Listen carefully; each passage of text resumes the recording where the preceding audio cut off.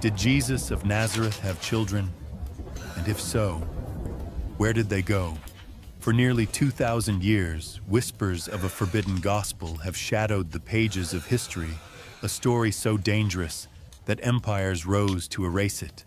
They burned scrolls, they silenced voices, they rewrote the word itself. And yet fragments survived, hidden in desert caves, smuggled in the bindings of books, etched into the stones of forgotten chapels. Tonight, you and I will trace those fragments piece by piece to face the question the Church has never wanted you to ask. What if the Holy Family was bigger than we were told? Take a breath. The storm of that question will rage long enough. For now, we slow our pace, stepping back into the dust and shadow of the first century, where each footprint in the sand leads not only toward Calvary, but perhaps far beyond it.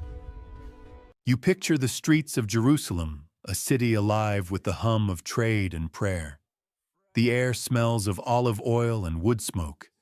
You hear the clatter of market stalls, the clipped rhythm of Aramaic spoken by passers-by. Somewhere in the distance, the temple bell tolls a sound so deep it vibrates in your ribs. You imagine a young rabbi walking these streets, his cloak brushing against the sun-warmed stones, his eyes carrying the light of something ancient. He is not yet the icon we know. Not yet the crucified Savior staring down from stained glass. Here he is, simply a teacher, a friend, a man. And walking beside him, perhaps not always in sight, perhaps only when the crowds have faded, is a woman whose name will outlive most of the men who wrote the stories. Mary of Magdalene. In the official telling, she is a witness, a devoted follower. For centuries, she was painted as a repentant sinner, her identity reduced to a cautionary parable. But in other accounts, accounts that were buried or discredited, she is more. A partner, a confidant, a woman whose closeness to Jesus challenged the order of things. This is where the official story hesitates, where the ink blurs, where the scroll is missing, where someone has scratched out the line entirely. Historians call it absence. Skeptics call it invention. But the faithful whisper another word: suppression. The idea that Jesus and Mary could have shared a life beyond the public ministry, perhaps even a family, has long been dismissed as heresy. Yet over the last century, discoveries in dusty monasteries, in forgotten libraries, and beneath the desert sands have breathed life back into the rumor. Fragments of Gospels written in Coptic Greek and Syriac hint at intimacy. Medieval legends tell of Mary's voyage across the sea carrying something far more precious than gold. And modern genetic research, controversial and contested, raises questions that refuse to disappear. You might wonder why such a possibility would be dangerous. After all, what harm is there in imagining the Son of Man also as a father? But if proven true, this story would shift the foundations of Christian authority. It would suggest that the bloodline of Jesus walked this earth, not as a mystical metaphor, but as flesh and blood, subject to politics, marriage, inheritance, and power. And power, especially sacred power, is something that has always been tightly guarded. Tonight we will move slowly, as we always do, following each thread without rushing to pull it taut. From the shores of Galilee to the crypts of southern France, from papal libraries to archaeological digs, we'll weigh the facts, the legends, and the silences in between. Before we venture further into the shadows, take a moment to subscribe, so you never miss a secret that history has tried to forget. You imagine a name echoing through centuries, like a candle's flicker: Mary of Magdalene. A figure half in light, half in shadow. Her image has shifted like sand in the tide shaped by politics, piety, and the quiet war over the narrative of the earliest church. In the Gospels we still have, she appears without explanation, as if the writers assumed their audience already knew her. There is no mention of her age, her family, or how she came to walk with Jesus. She simply steps into history at the moment he drives 7 demons from her, a phrase scholars now suspect may not mean possession at all, but a healing from illness, trauma, or perhaps even metaphorical spirits that bound her. In those first recorded appearances, Mary is not meek. She follows him from Galilee, stands with him at the crucifixion, when most of his followers flee, and most crucially, she is the first to see him after the resurrection. In the Gospel of John, she mistakes him for a gardener until he speaks her name. That moment is tender, intimate, written with a warmth the text rarely grants its female figures. And yet, despite this extraordinary role, Mary disappears almost as quickly as she appears. Centuries later, the Western Church will reframe her entirely. In 591 CE, Pope Gregory I delivers a sermon that binds 3 women into one identity: Mary of Magdala, Mary of Bethany, and the unnamed sinner who anoints Jesus' feet with costly oil. From that pulpit forward, she is cast as a prostitute redeemed by Christ's mercy, a penitent whose chief value lies in her repentance. This was not the consensus of the Eastern Church, nor of the earliest writings, but the image stuck in the West for over 1,000 years. This reframing is not just about morality, it is about authority. By recasting Mary as a fallen woman rather than a leader or partner, the Church subtly diminishes her influence in the eyes of believers. An apostle in all but name becomes a moral lesson instead. A voice of witness becomes an object of pity. The Magdalene question then begins with this shift. Why would an institution deliberately alter her story? Was it simply prudishness, or a deeper attempt to obscure her relationship to Jesus? Some modern scholars argue that the Magdalene was more than just a disciple. The Gospel of Mary, a text unearthed in Egypt in 1896, presents her as a spiritual equal to Peter, even teaching the others after the resurrection. In that account, Peter challenges her authority, and Levi defends her, telling Peter to be ashamed for his jealousy. It is a rare glimpse of tension among the early followers, and it raises a tantalizing thought: if Peter, later celebrated as the foundation of the Church, felt threatened by Mary's influence, what might he and his supporters have done to minimize her role? The open debate among historians is whether these texts reflect actual historical events or later theological arguments. Some maintain they are purely symbolic arguments about leadership in early Christian communities projected back onto the figures of Jesus' time. Others suggest they preserve fragments of real disputes, where Mary's closeness to Jesus was inconvenient for those shaping the Church's hierarchy. You recall from our opening how suppression often takes the form of erasure rather than destruction.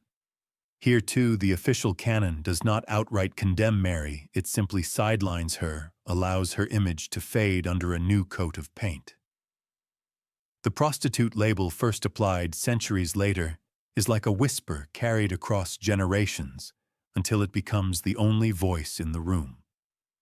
And yet the Magdalene refuses to vanish. Her name persists in medieval legends, in the naming of churches, in the whispered traditions of monasteries that claim to have preserved her bones.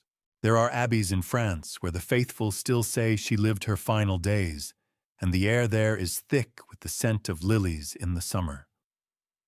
Whether or not these places truly held her, they kept alive the memory of a woman whose presence may have been far more disruptive than the official story allows.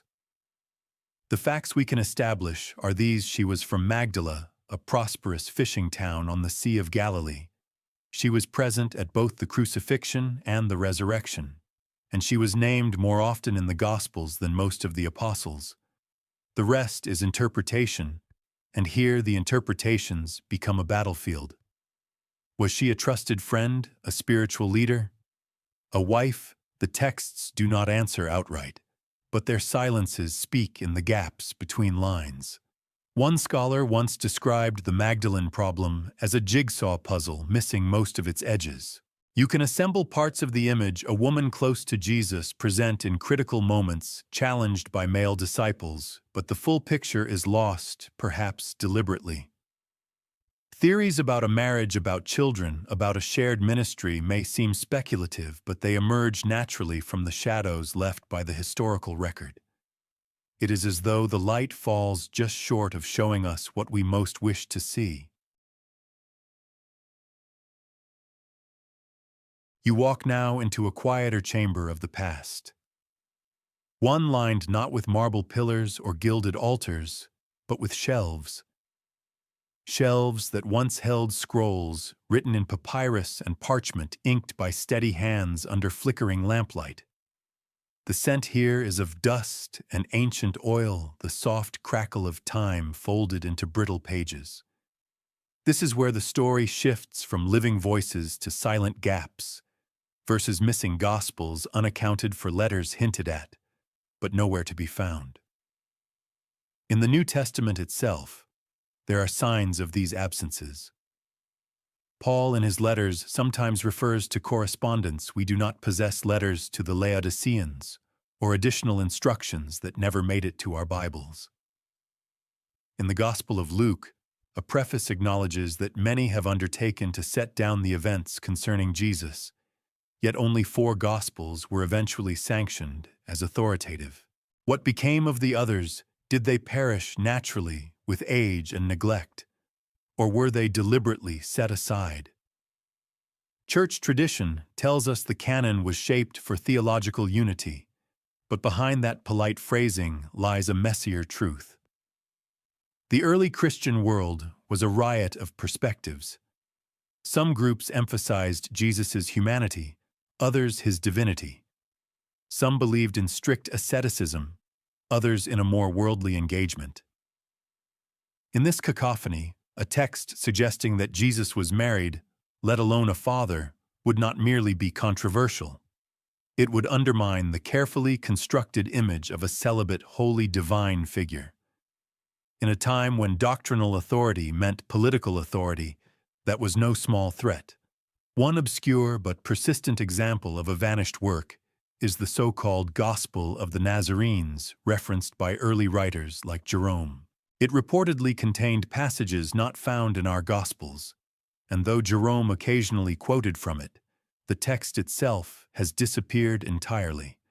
Some scholars suspect it may have preserved traditions closer to Jesus' own community, which, if true, could have included references to his personal life. Of course, suspicion is not evidence, but absence in history often tells its own kind of story. The debates grow sharper when you consider the Gospel of Mark's ending. In its earliest manuscripts, Mark stops abruptly after the women discover the empty tomb.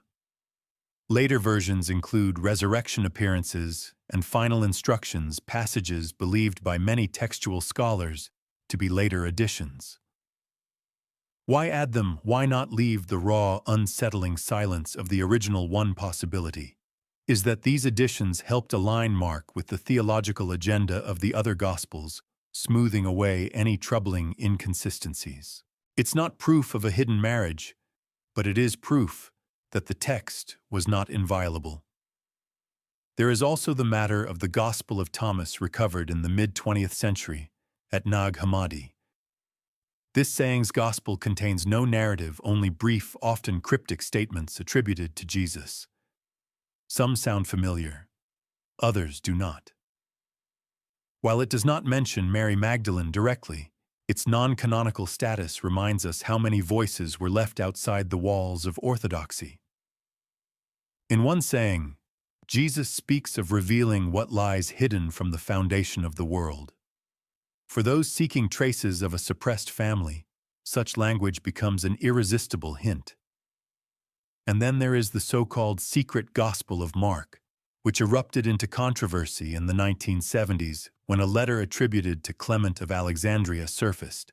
This letter described an expanded version of Mark's Gospel, containing passages about Jesus in Bethany, including a scene with a young man that scholars have variously interpreted as symbolic initiation, spiritual instruction, or something more personal. The authenticity of the letter remains hotly disputed. Some call it a forgery. Others argue it fits the texture of early Christian writings. Either way, it fuels the wider suspicion that our canon is curated not just by divine inspiration, but by human hands, with human priorities. When you recall Mary Magdalene's sidelining, the pattern begins to sharpen. If her role could be reframed to suit later doctrine, why not remove or obscure texts that gave her a central place in Jesus' life? After all, texts are easier to lose than people.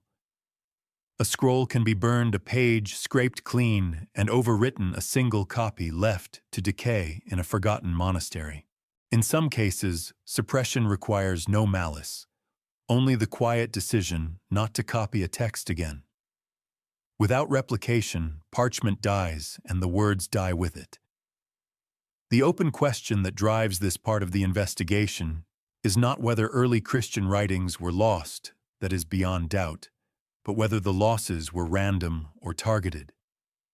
If targeted, the criteria for removal would have been shaped by the theological and political needs of those in power. And here the stakes grow sharper. If even one suppressed gospel had recorded that Jesus took a wife or fathered a child, the entire edifice of clerical celibacy and the Church's mystical monopoly on divine sonship would have been threatened. A modern scholar once compared the early Church's control of Scripture to the way a curator arranges a museum exhibit. What you see is true, but it is not the whole truth. Rooms have been sealed. Paintings have been removed from their frames. You are shown a masterpiece, but not the sketches that reveal the artist's first intentions. The trail from here will lead us deeper into those sealed rooms. And when one of them was accidentally opened in the Egyptian desert in 1945, the air inside carried the scent of a story very different from the one we were taught. You arrive now at a doorway marked not with a lock, but with a language Coptic, the final written form of the ancient Egyptian tongue. The manuscript before you is old, the ink faded to the color of tea stains, the fibers of the papyrus whispering of centuries in the dark. It is here in the pages of what we call the Gospel of Philip that one of the most debated lines in all of Christian Apocrypha waits like a fragment of overheard conversation. This Gospel is not a story in the way the canonical four are stories. It reads more like a series of reflections on theology, sacraments, and mystical union. Its voice is almost dreamlike, jumping from one thought to another, sometimes repeating itself, as if turning an idea over in the light.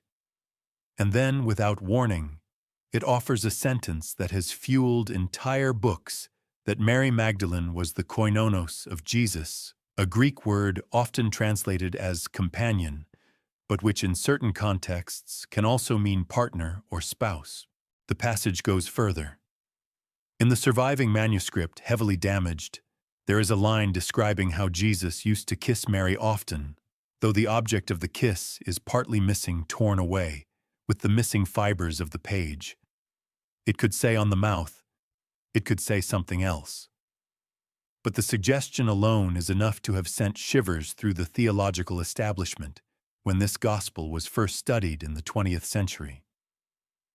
Historically, the Gospel of Philip is dated to the 3rd century, likely composed within a Gnostic community.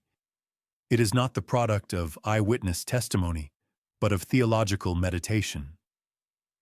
Yet it clearly draws upon earlier traditions, and the way it speaks of Mary is unlike the flattened image in the canonical texts. Here she is not the penitent sinner, or even merely the loyal follower. She is someone singled out, set apart, and envied. One fragment tells us that the other disciples asked Jesus why he loved her more than all of them. His answer is missing a silence heavy as stone. The interpretation of this gospel is an ongoing scholarly quarrel. Orthodox defenders argue the kiss was a metaphor for spiritual transmission, a passing of divine knowledge. In the Gnostic worldview, intimate acts often symbolized the exchange of hidden wisdom, not physical romance. but others note that metaphors rarely provoke jealousy unless there is a more tangible dimension to them. The question then becomes, could this be a faint memory of a real human relationship reframed in mystical language? You might recall the suppression we saw in earlier chapters, the reassigning of Mary's identity, the quiet discarding of gospels that did not fit the mold. The Gospel of Philip survived only because a copy was hidden away, buried in a clay jar, with other Gnostic writings near Nag Hammadi sealed from light for over 1,500 years.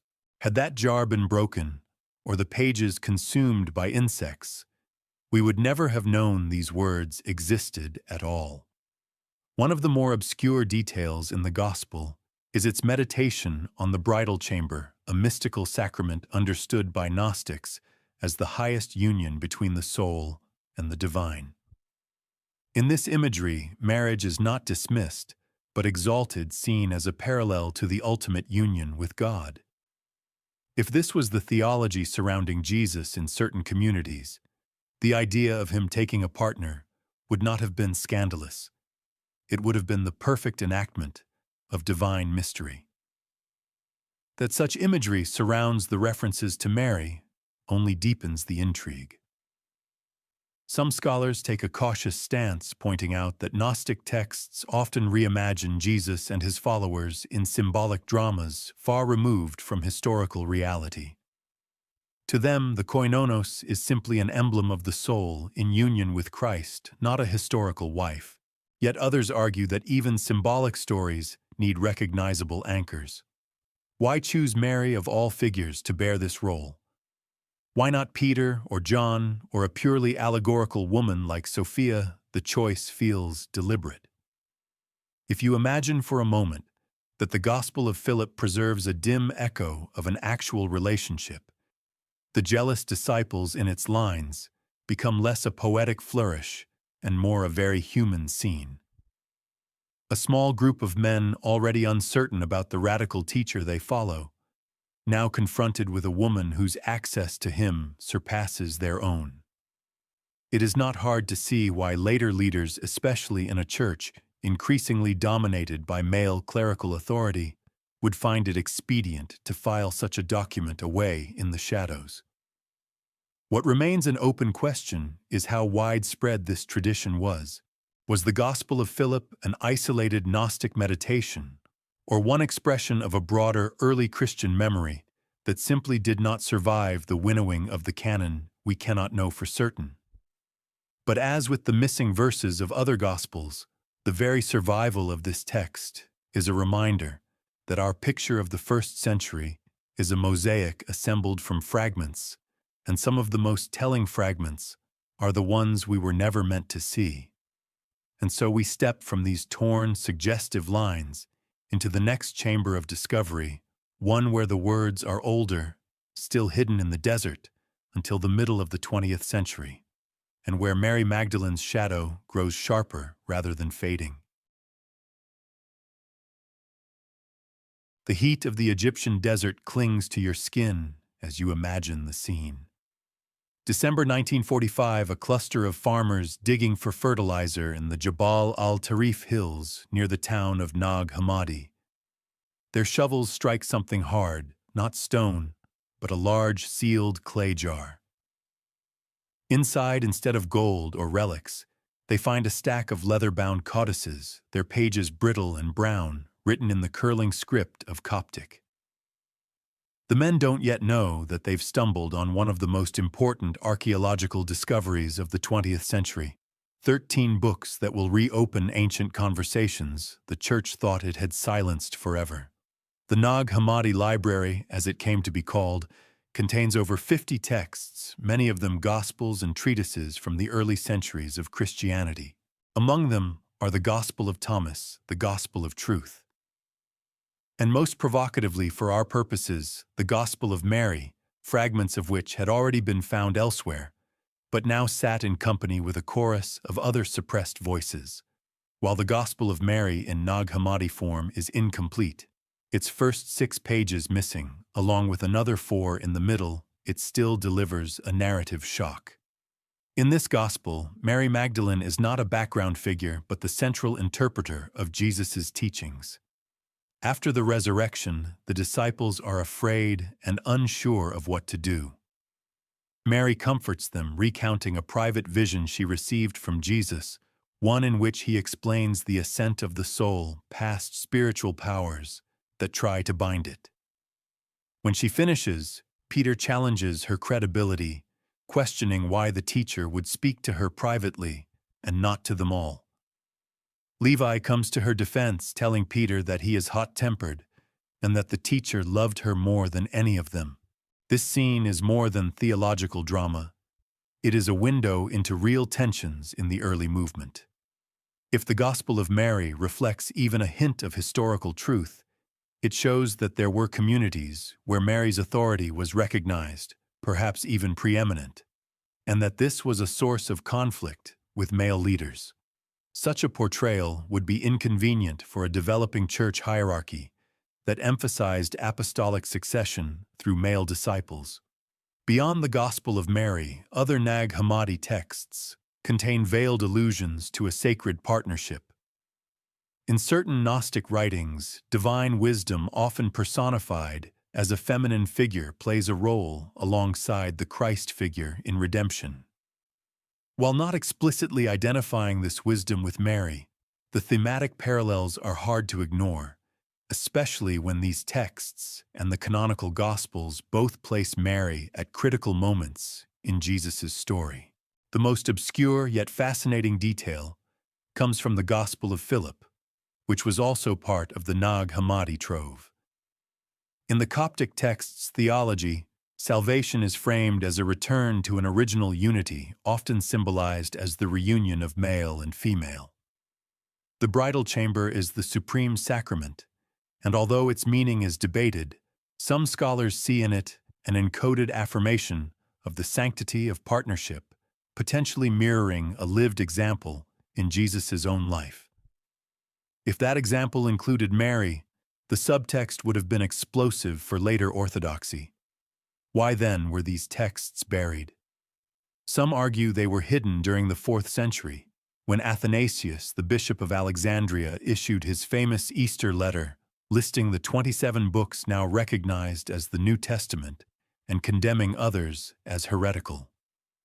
The Gnostic communities that prized these alternative Gospels may have hidden them to avoid destruction, perhaps hoping that one day they could be recovered. If so, that hope took over 1500 years to bear fruit. The open scholarly debate centers on whether the Nag Hammadi writings preserve actual memories of Jesus and his followers, or whether they are purely theological creations of later centuries. Critics note their heavy use of mystical imagery and philosophical ideas from outside Judaism. Supporters counter that even theological texts are shaped by the traditions and stories cherished by their communities, meaning they could preserve echoes of genuine relationships and events. You might recall from our journey into the Gospel of Philip how its damaged lines left just enough room for controversy to bloom. Now placed alongside the Gospel of Mary and the wider Gnostic framework, that controversy feels less like an isolated spark and more like part of a hidden fire, a fire deliberately smothered under the weight of official doctrine. And there is a quiet irony here. The men who sealed that jar in the Egyptian desert may have believed they were protecting the truth for some future generation. Instead, the jar's opening landed in a century both ravenous for lost histories and deeply suspicious of them. The Church dismissed much of the Nag Hammadi find as Gnostic fantasy, while secular historians saw it as a challenge to the neat boundaries of the canon. For those of us listening closely, it is neither fantasy nor proof, but an invitation, a reminder that the story of Jesus and Mary Magdalene has always been bigger than the version carved in stone. From the desert caves, we now turn to the streets and homes of first-century Judea, where the rhythms of life carry their own quiet testimony about what was normal, what was expected, and what would have been shocking. You step into the warm dust and narrow streets of a first-century Judean town, its houses pressed shoulder to shoulder like old friends. Above you, the sun blazes against pale limestone walls, casting sharp shadows where children dart and merchants call out their wares. Here life moves to the rhythm of market days, Sabbath rests, and family obligations. In this world, the question is not whether most men marry, it is when. For a rabbi especially, one who gathers followers, the expectation is stronger still. Marriage is not a distraction from holiness. It is part of it. Jewish law and custom in the period make this plain. The Mishnah, codified slightly later, but reflecting long-standing tradition, treats marriage and the raising of children as sacred duties. A rabbi without a wife would have been an oddity, perhaps even a cause for suspicion. The people listening to such a man might wonder what flaw or vow set him apart. While there were ascetics in the Jewish world, such as the Essenes, they lived separately away from the bustling towns and family homes. Jesus, by contrast, moved among the people, eating at their tables, attending weddings, touching the lives of families, in the most literal sense. From this vantage, the idea that Jesus might have been married is not an outlandish fantasy, but a culturally plausible scenario. And if he were married, the most likely candidate, given the texts we have, is Mary of Magdala, a woman who traveled with him, stood by him in his last hours, and appears in multiple Gospels without explanation of her role or status. One obscure historical note comes from the writings of the 2nd century critic Celsus, who attacked Christian beliefs in a work known only through Origen's rebuttal. Celsus mocked Jesus' origins and his followers, hinting at scandal in his personal life. While Celsus offers no specifics about marriage, the fact that his polemic included such personal insinuations shows that the private life of Jesus was a subject of curiosity and debate even then. Scholarly discussion of the marriage hypothesis often turns on the silence of the Gospels. Nowhere do the canonical texts say Jesus was unmarried. In a culture where marriage was normal, such silence could be taken to imply the obvious, that he was in fact married. The counter-argument is that the Gospels are focused on Jesus' public ministry, omitting many personal details. Yet they do record his mother, his brothers, and even specific conversations with women outside his circle. If there were a wife, why omit her entirely? Unless, of course, the editors of these texts found her presence theologically inconvenient. You remember the tensions recorded in the Gospel of Mary, where Peter bristles at her authority and Levi rebukes him. Those exchanges take on a new shade of meaning if Mary's connection to Jesus was not just spiritual, but matrimonial. A wife who also claimed visions and leadership would have posed a direct challenge to male hierarchy, especially to Peter, whose authority would later be enshrined as the rock upon which the church was built. There is also the matter of the anointing. In multiple Gospels, a woman, sometimes unnamed, sometimes identified as Mary, anoints Jesus with costly perfume.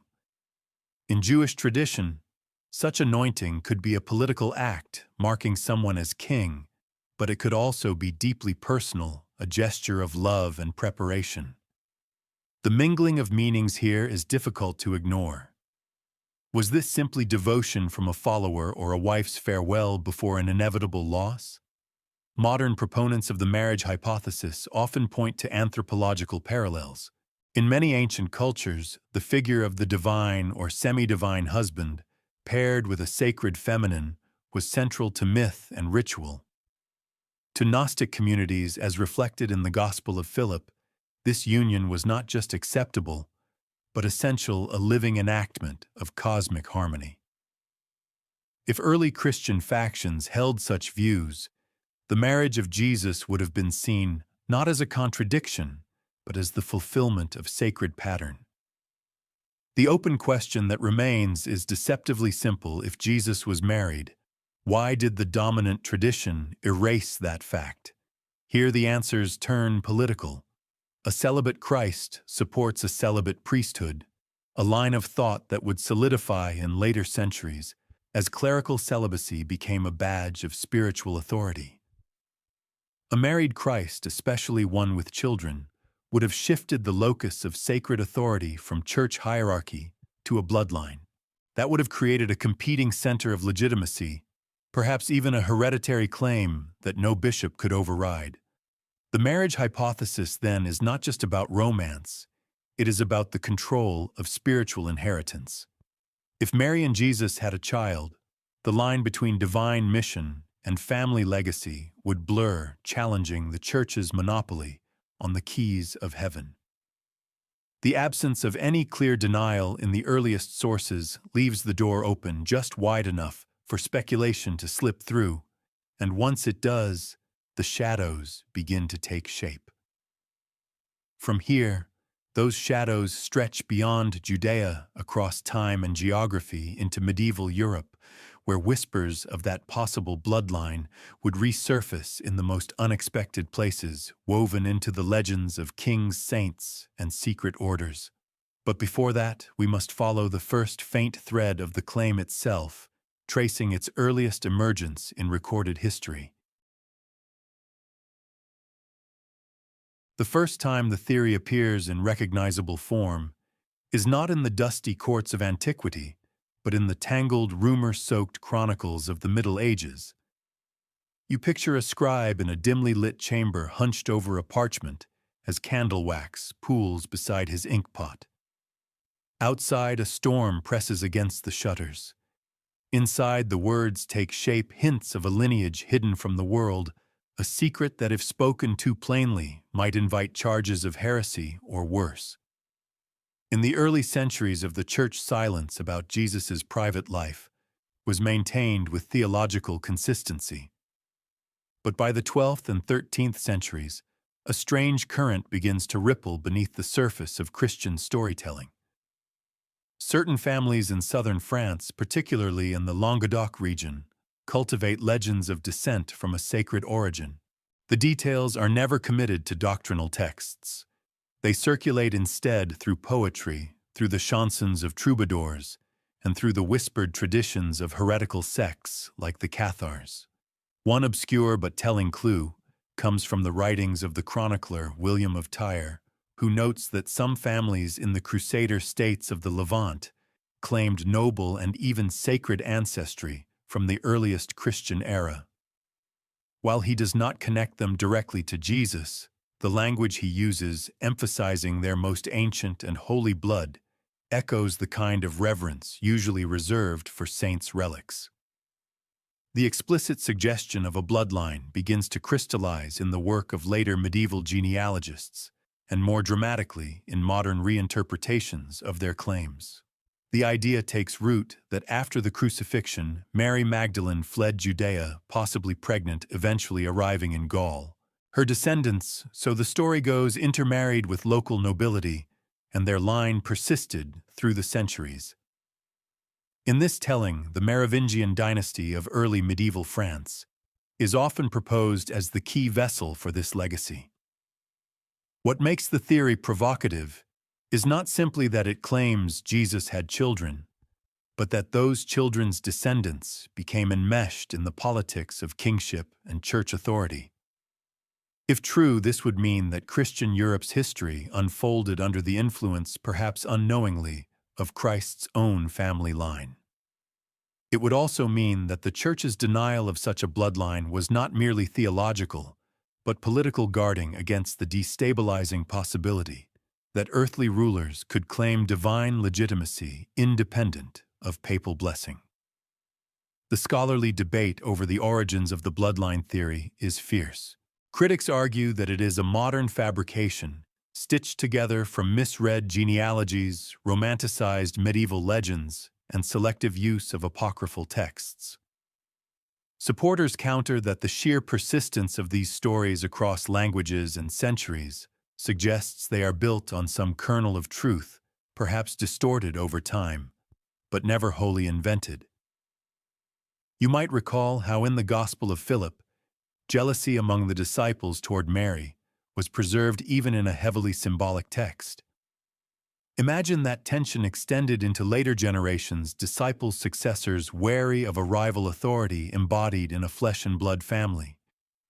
That rivalry could explain not only the suppression of certain gospels, but also the nurturing of alternative traditions outside church control. One of the most obscure pieces of circumstantial evidence comes from the medieval cult of Saint Sarah, venerated in the Camargue region of southern France. Local legend says she arrived by boat with Mary Magdalene and other companions. In some versions, Sarah is described as the daughter of Mary, her dark skin and mysterious origins giving rise to her title Sarah la Kali. While historians often interpret Sarah as a symbolic figure representing the Romani people or other marginalized groups, the local devotion to her, as kin to the Magdalene, is difficult to ignore. The open question is whether these scattered traditions represent independent invention or fragments of an older suppressed story that survived in folk memory. Folklore is a stubborn thing. It can preserve details for centuries, even millennia, especially when anchored to specific places.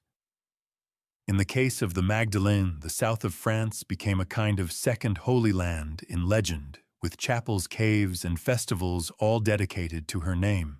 From this emerging tangle of medieval hints, the bloodline theory would eventually be reshaped and popularized in the modern era, where it became both a cultural fascination and a target of academic scorn.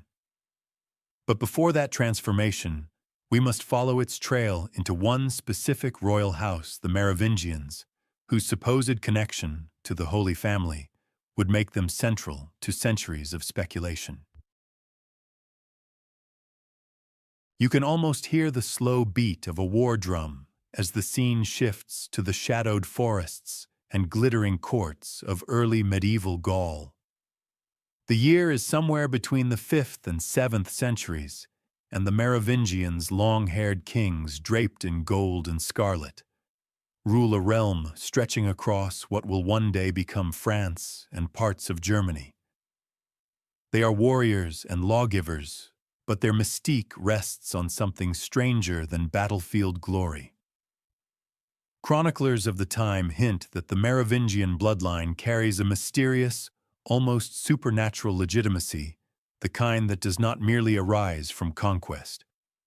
According to the legends later woven around them, this legitimacy comes not from Rome or pagan ancestry, but from a sacred inheritance, the same inheritance whispered about in connection with Mary Magdalene. The most radical version of the story claims that the first Merovingian king, Merovech, was descended through his mother from a bloodline beginning with Jesus and Mary. The link is never spelled out in contemporary records. Instead, it surfaces centuries later in genealogical works that seem designed to hint rather than declare. In these works, the names of southern French nobles quietly appear in proximity to both Merovingian and Magdalene legends, as if someone were planting clues in plain sight. One of the more obscure historical threads here lies in the writings of Fredegar, a 7th-century chronicler, who claimed that the Merovingians were kings by the grace of God in a way distinct from other dynasties. He offers no theological explanation, but his reverence for their lineage is striking.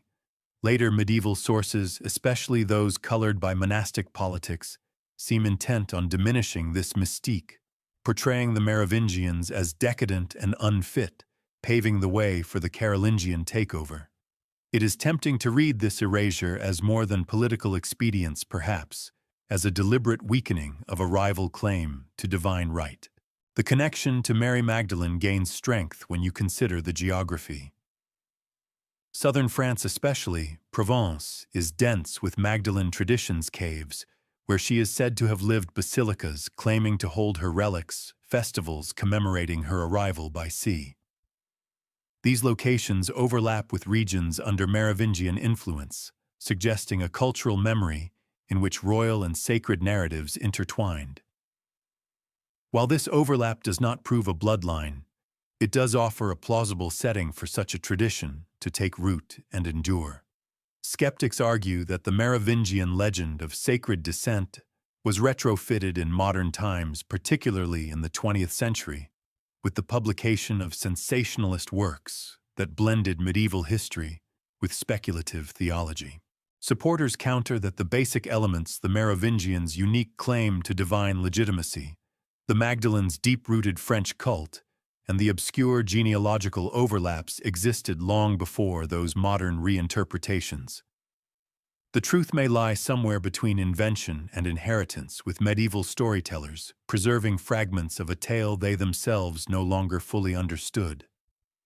You might recall the local legend of Saint Sarah from the Camargue, possibly imagined as Mary's daughter.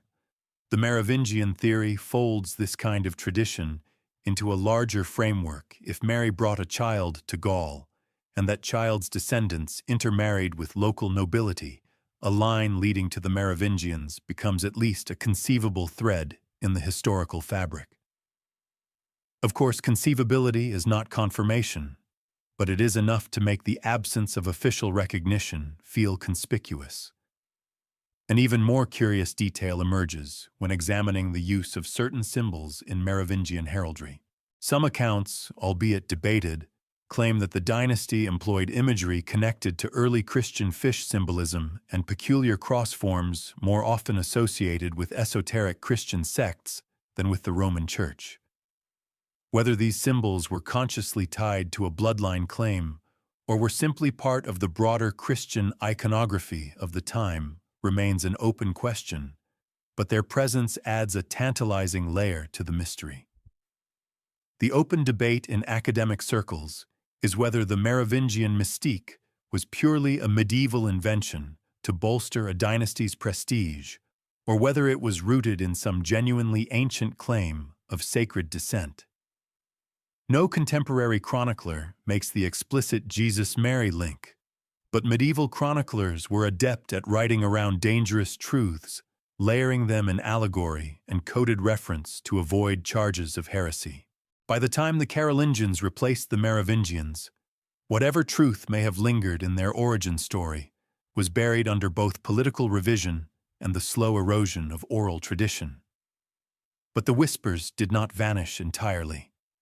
They would re-emerge in new forms, woven into the legends of the Magdalene's journey from Jerusalem to Gaul, carrying with them the possibility of a holy family in exile. That journey is our next step across the Mediterranean to the shores of southern France.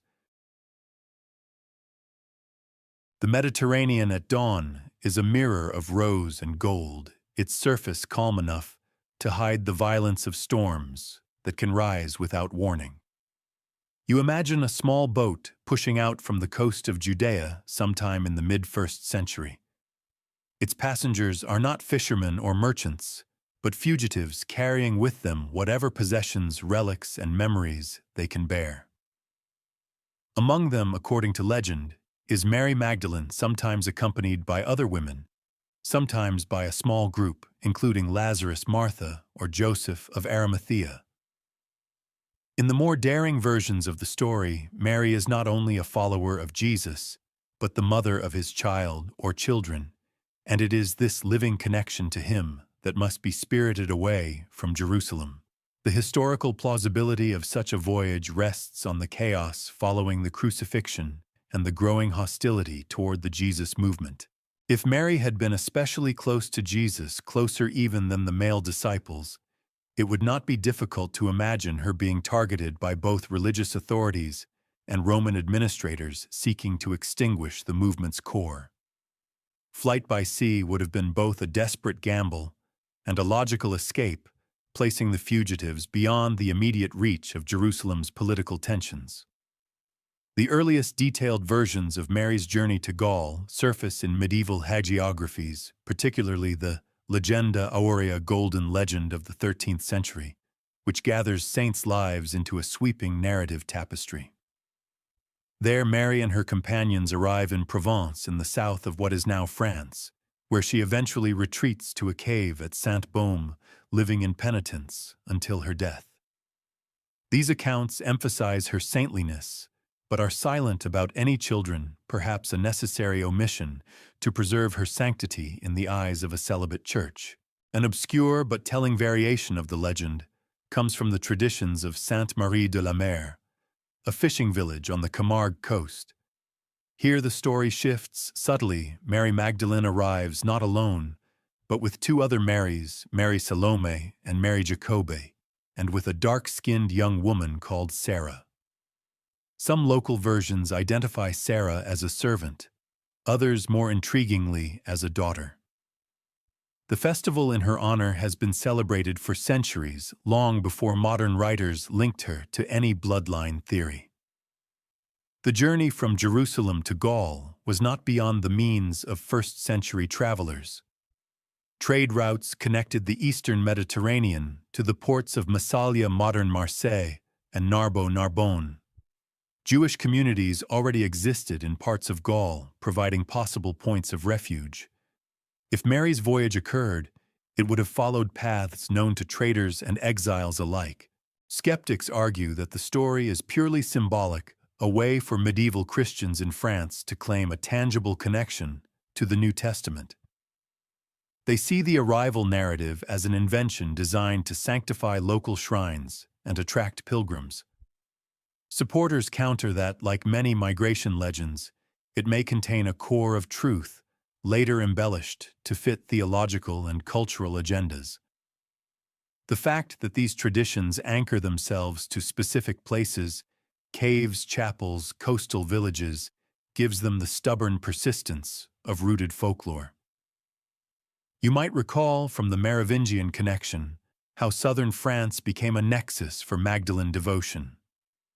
The arrival legends form the foundation of that cult, explaining how her relics, and possibly her descendants, came to be associated with the region. If a child did arrive with her, and that child's lineage merged into local nobility, the soil for the later bloodline theory was already prepared.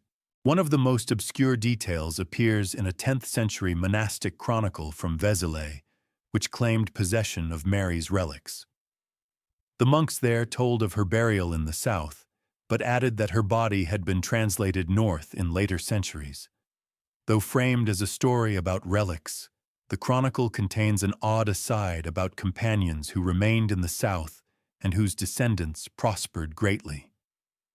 The passage is so brief and so cryptic that it is easy to overlook, but for those who suspect a hidden family, it reads like a sliver of guarded memory. The open question is not whether Mary Magdalene could have reached Gaul, that is logistically straightforward, but why her story took such deep root there, and not in other places she might have fled. Was Provence chosen simply for its geography, or was it the destination because it offered protection among sympathetic allies, perhaps even kin or political contacts arranged before her departure? From this point in the legend, the trail bends inland into the rugged hills and remote villages of Languedoc, where in later centuries a priest would stumble into a mystery involving hidden wealth-coded parchments and whispers of a bloodline guarded in plain sight.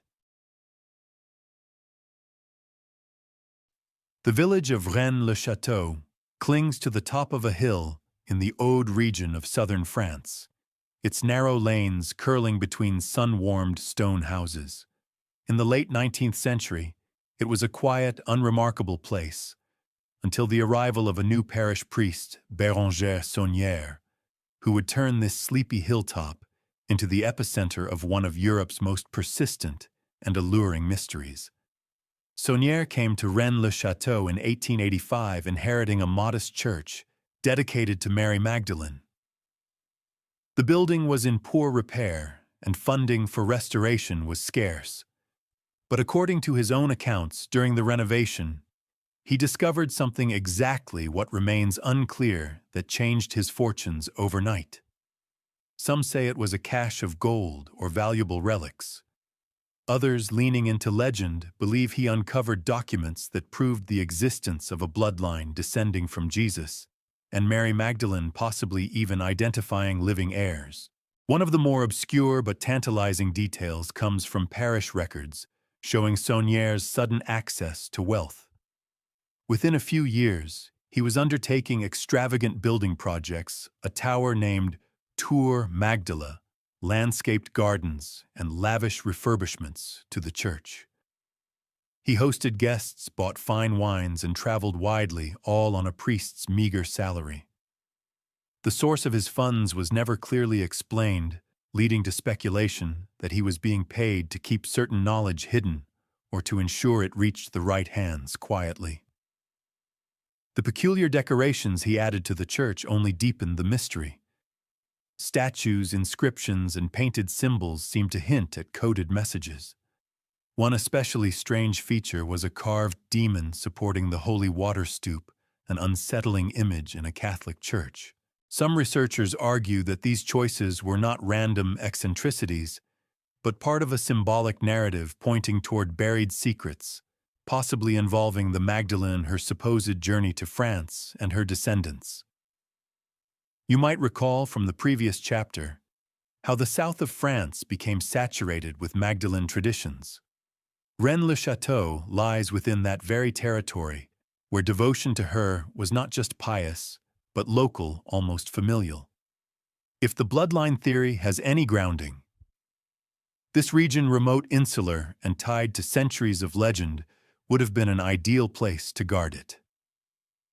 The open scholarly debate about Saunier's discovery has produced two camps. One insists the mystery is purely financial.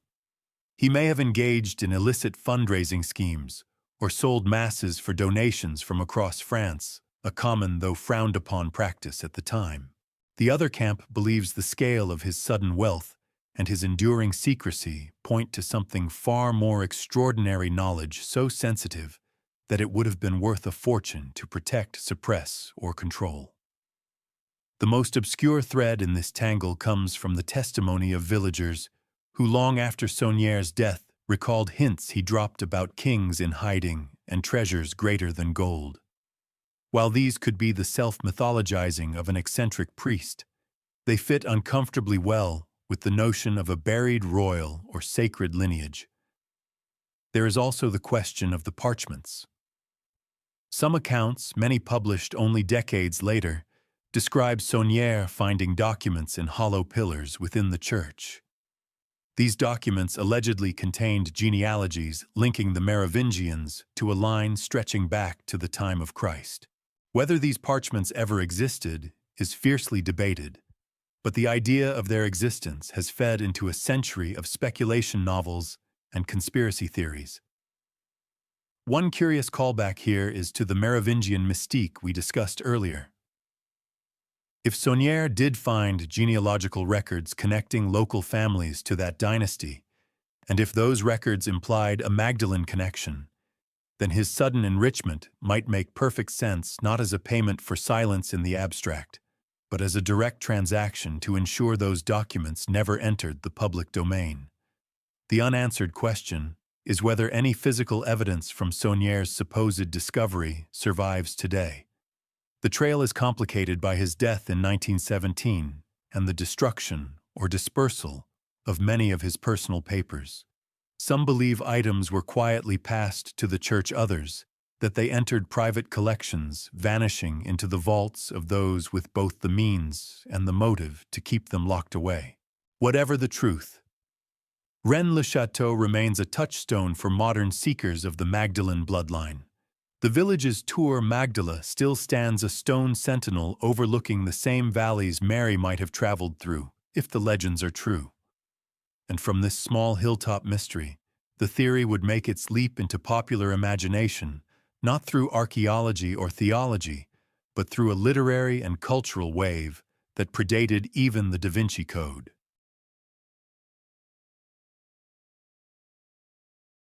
Long before Dan Brown's 2003 bestseller turned the world into a swirl of cryptic paintings, secret societies, and whispered genealogies, the idea of a hidden bloodline from Jesus and Mary Magdalene had already been seeded in the public mind. Its roots in modern pop culture can be traced back at least to the 1960s and 70s, when a peculiar blend of amateur history, investigative journalism, and romantic speculation began to repackage medieval legends for a new audience. The pivotal work here was Holy Blood, Holy Grail, 1982, by Michael Bagent, Richard Lee, and Henry Lincoln. This was no novel. It presented itself as a non-fiction investigation, complete with footnotes, genealogical charts, and a sweeping theory linking the Magdalene to the Merovingians via her supposed flight to Gaul. But even Holy Blood, Holy Grail had predecessors. Lincoln had first explored these ideas in a series of BBC documentaries in the 1970s, inspired by the Rennes-le-Château mystery and local claims of a secret treasure guarded by an elite brotherhood. One of the more obscure earlier seeds can be found in the work of Louis Charpentier, whose The Mysteries of Chartres Cathedral, 1966, suggested that the building's intricate symbolism encoded esoteric knowledge about sacred lineage and feminine divinity. Charpentier never claimed outright that Jesus and Mary had children, but his emphasis on hidden messages and suppressed traditions created fertile ground for later more explicit theories. In these pre-Da Vinci Code years, the bloodline theory circulated in a curious half-light, too speculative for academia, too historical for pure fiction. The literary mood of the time, influenced by post-war skepticism toward authority, gave readers permission to imagine that the Church might have hidden uncomfortable truths for centuries. This was an era fascinated by suppressed documents, whether the Dead Sea Scrolls or CIA files, and the Magdalene bloodline fit neatly into that cultural appetite. You might recall from the Rennes-le-Château chapter how the idea of hidden parchments containing genealogies became a core element of Saunière lore. Holy Blood, Holy Grail amplified this, claiming that those parchments had been linked to a shadowy organization called the Priory of Sion, a supposed secret society dedicated to protecting the bloodline and its heirs. While later investigation revealed that much of the priory's history was a hoax concocted in the 20th century by Pierre Plantard, the very existence of planted documents reinforced the idea that someone somewhere wanted the world to believe the bloodline was real. One of the most intriguing and often overlooked details in these earlier works is how they wove art history into the theory. Paintings by Renaissance masters like Leonardo da Vinci and Poussin were scrutinized for hidden symbols, feminine figures seated beside Christ at the Last Supper, odd landscapes containing clues to specific French locales, and allegorical compositions that supposedly whispered the truth to those who knew how to read them. These interpretations were speculative to the point of fantasy, yet they gave the theory an aesthetic texture that pure historical argument could not achieve. The open scholarly debate during this period largely dismissed these works as pseudo-history. Academics pointed out that genealogies could be forged, symbols could be interpreted in countless ways, and medieval legends were notoriously unreliable as sources for events a millennium earlier. But even as historians tried to close the case, the public imagination kept it open. There is a peculiar stubbornness in the human mind when it comes to stories that blend romance secrecy and the possibility of overturning established power. One callback here is to the Nag Hammadi texts we explored earlier. Just as those manuscripts gave voice to alternative Christianities suppressed by the Orthodox canon, these modern works offered a counter-narrative to the Church's account.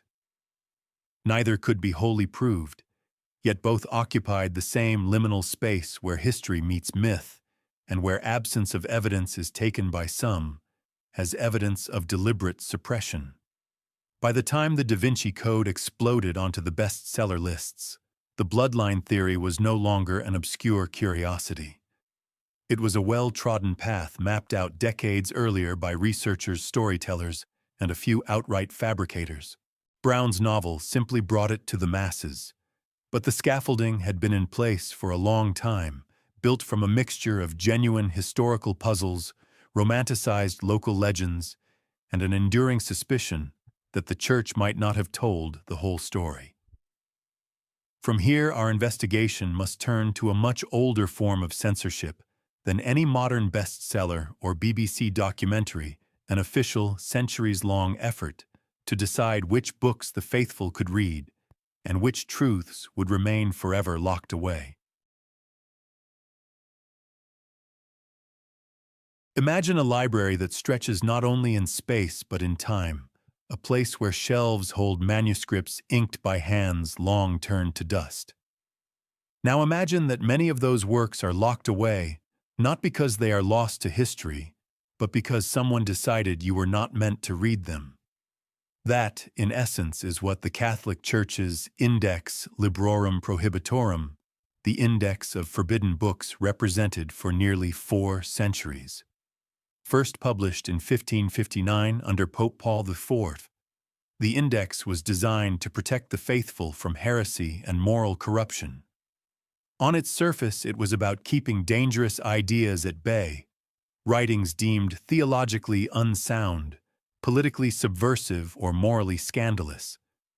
But when you scan through its long, ever-expanding lists, a subtler pattern emerges.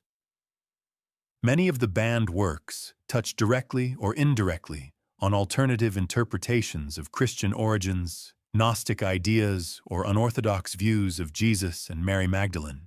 One obscure but revealing entry is the 17th-century condemnation of the works of Ludovico Maria Sinistrari, a theologian whose writings, while focused on angelology and demonology, made passing references to apocryphal traditions about Mary.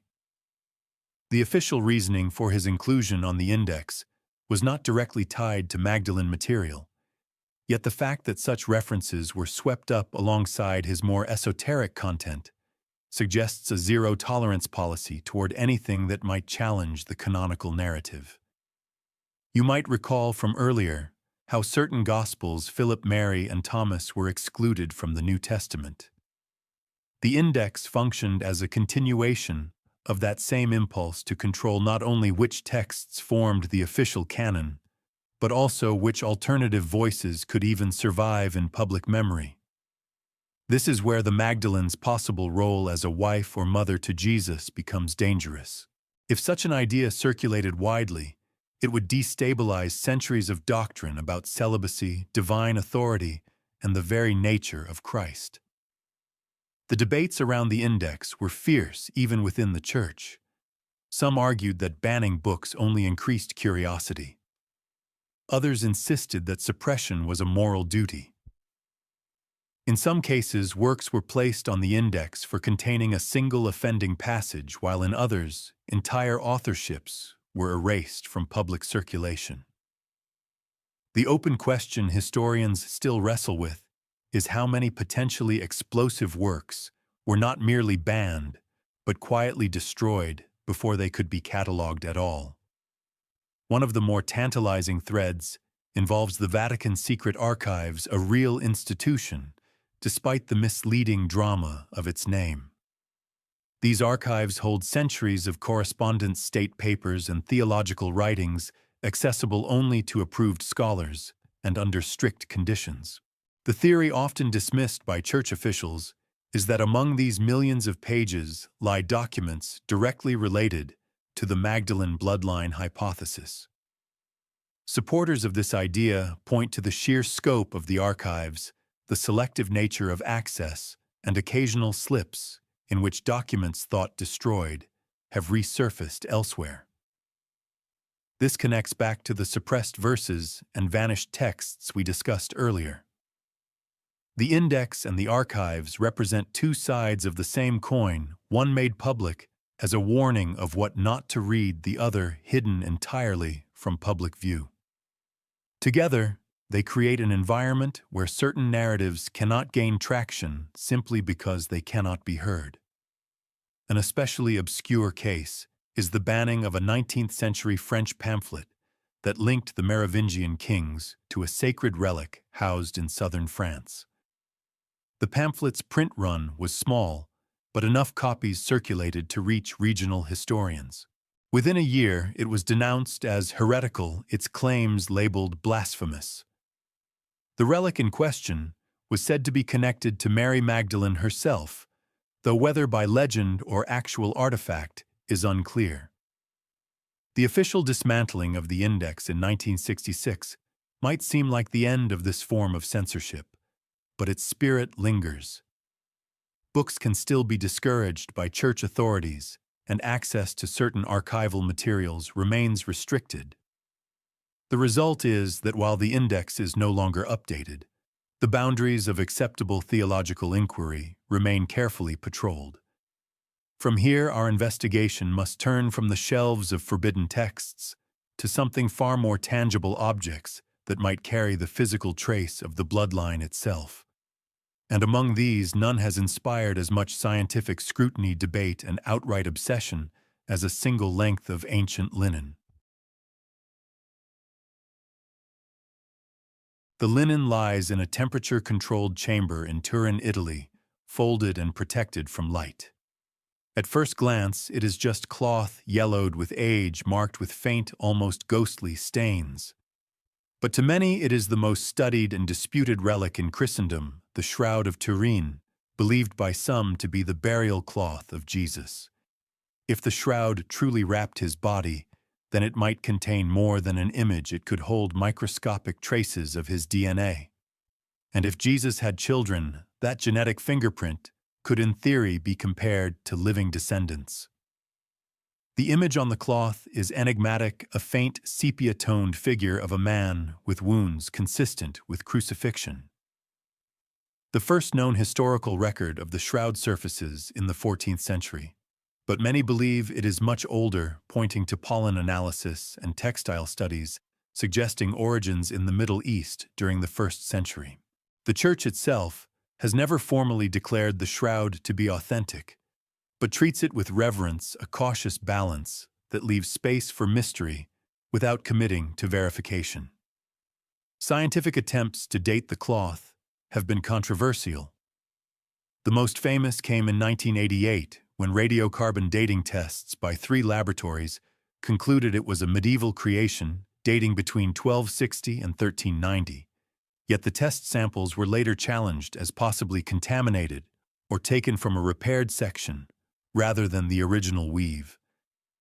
This challenge is more than nitpicking. If the samples were from medieval repairs, the entire dating result collapses. You might recall from our exploration of the Vatican's archives how access and control shape the narrative.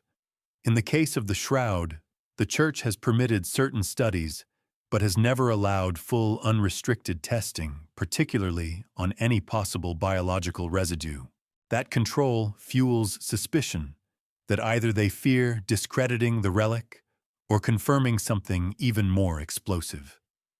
One of the most obscure yet intriguing details comes from a 1995 study of dust and pollen from the shroud's surface. Researchers identified traces from plants native to both the Jerusalem area and southern France, which, if accurate, would mirror the legendary route of Mary Magdalene's journey. Critics argue contamination from centuries of public display could account for this, but supporters see it as one more breadcrumb in a centuries-long trail. The open question, the one that moves this relic from curiosity to potential evidence, is whether any preserved material on the cloth could yield viable DNA. In theory, if genetic material were extracted and authenticated as ancient and Middle Eastern in origin, researchers could then seek matches among remains or living individuals tied to the regions or lineages in question.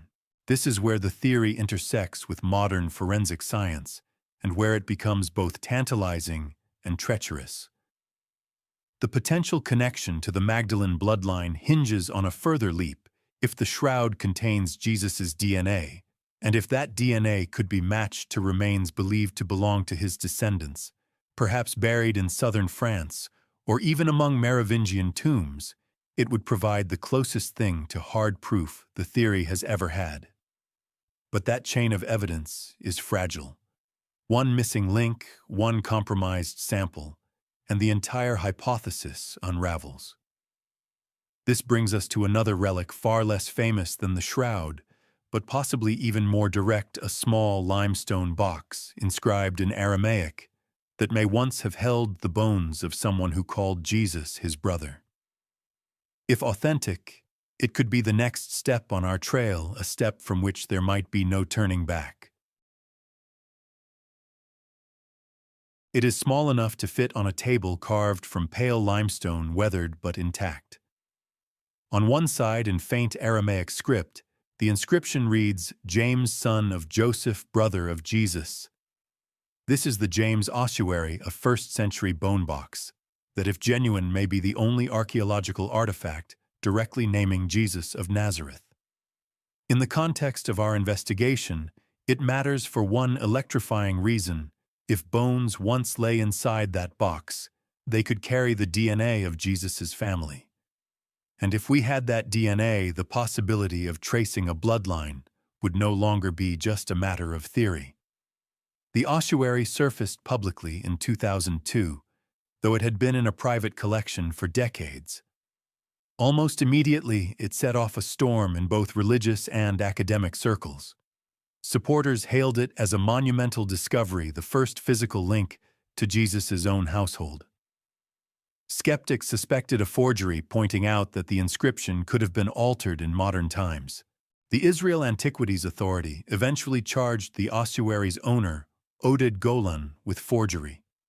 Years of trials followed, with experts arguing over tool marks, patina layers, and linguistic quirks.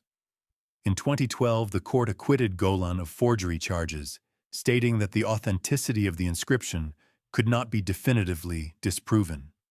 That is not the same as proving it real, but it left the door open.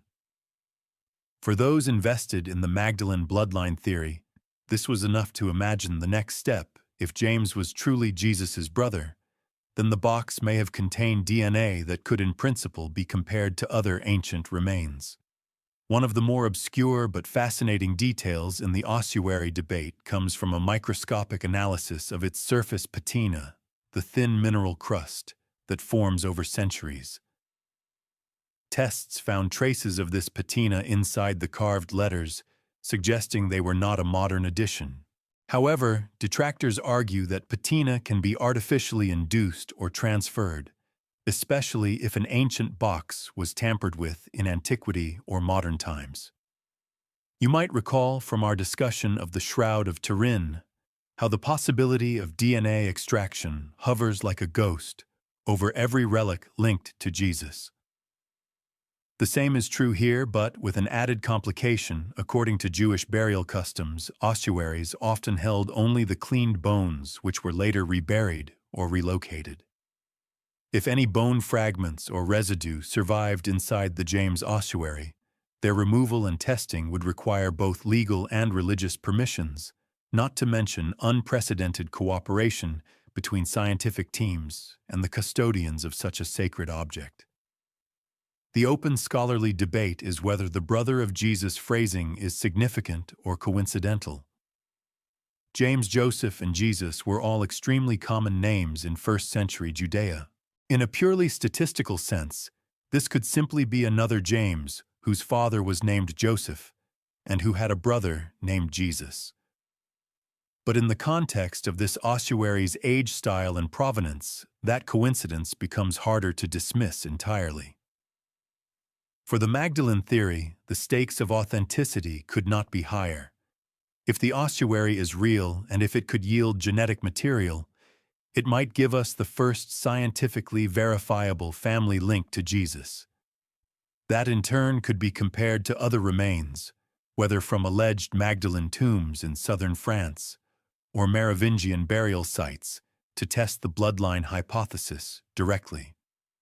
And yet, like the Shroud, this artifact remains in a limbo of partial access and controlled information. No full-scale open-access DNA study has ever been conducted on it. Whether through caution, reverence, or fear of the results, those who might permit such testing have kept that possibility just out of reach. From here, our path moves from physical relics back into the realm of texts, not the banned books of the Index this time, but the edits and omissions made at the very birth of Christian scripture. If the Magdalene bloodline was ever a part of the original story, we might expect to see traces of it not in what was preserved, but in what was deliberately cut away. In the centuries after Jesus' death, the Christian movement was not a single unified voice, but a chorus of competing interpretations. Dozens of Gospels, letters, and revelations circulated among communities from Jerusalem to Alexandria to Rome. The eventual official version of the New Testament was the product of deliberate selection and, just as importantly, deliberate omission. Those who guided this process are remembered as the Church Fathers, theologians, and bishops whose decisions shaped the faith for millennia. But shaping a canon meant editing, and editing meant choosing which parts of the story would survive and which would vanish into silence. By the late 2nd century, figures like Irenaeus of Lyons were already attacking certain Gospels as heretical. His Against Heresies rails against Gnostic sects, many of which gave Mary Magdalene a prominent, even authoritative role. In one case, Irenaeus denounces a text that portrays her as the disciple who understands Jesus' teachings more completely than the male apostles, a theme echoed in the Gospel of Mary, which we encountered earlier. That gospel was not simply left out of the New Testament. It faded from circulation, entirely surviving only in fragments discovered more than 1,000 years later.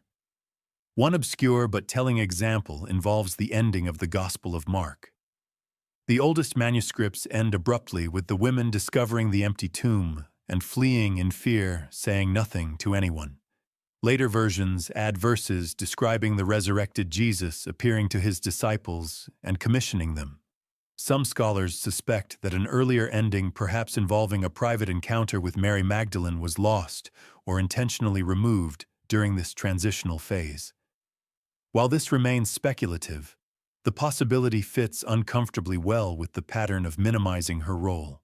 You might recall from our discussion of the suppressed verses how selective preservation could erase whole lines of inquiry. The Church Fathers were not only theologians, but political actors working to unify doctrine at a time when competing narratives threatened cohesion.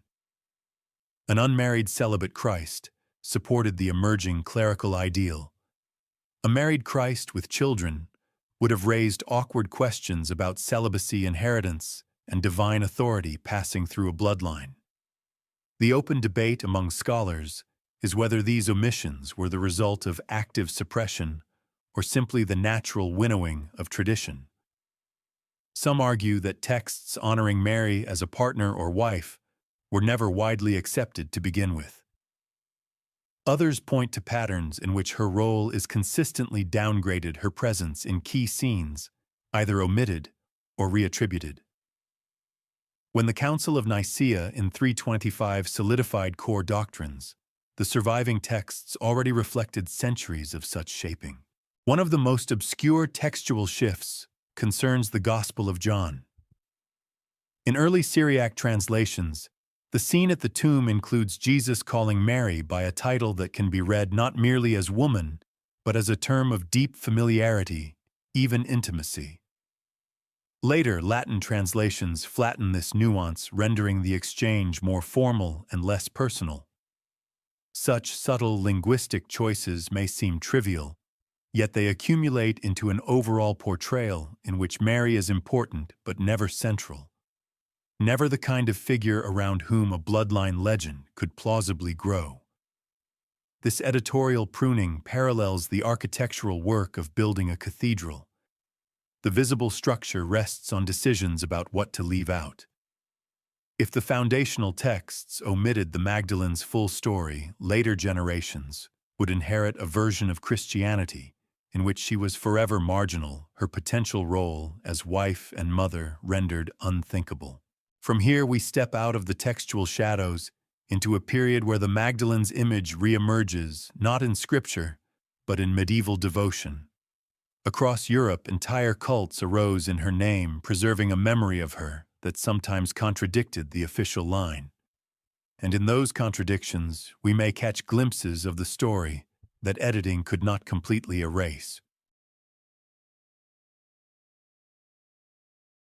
By the Middle Ages, Mary Magdalene had been recast in the official imagination as the penitent sinner, a woman redeemed by her devotion to Christ. Yet outside the Vatican's theological control, a different current of veneration flowed. Across France, Italy, and parts of England, local traditions elevated her not only as a saint, but as a figure of unusual closeness to Jesus, sometimes even hinting at bonds unacknowledged by the Church. These were the Magdalene cult's networks of devotion, relics, and pilgrimage that kept her name alive in ways the official canon could not completely domesticate. In Provence, her image was especially powerful. The basilica at Saint-Maximin-la-Sainte-Baume claimed to house her relics supposedly discovered in 1279 in a marble sarcophagus. The find was accompanied by a papal bull affirming its authenticity, a striking reversal from earlier centuries, when her presence in Gaul was treated more as legend than fact.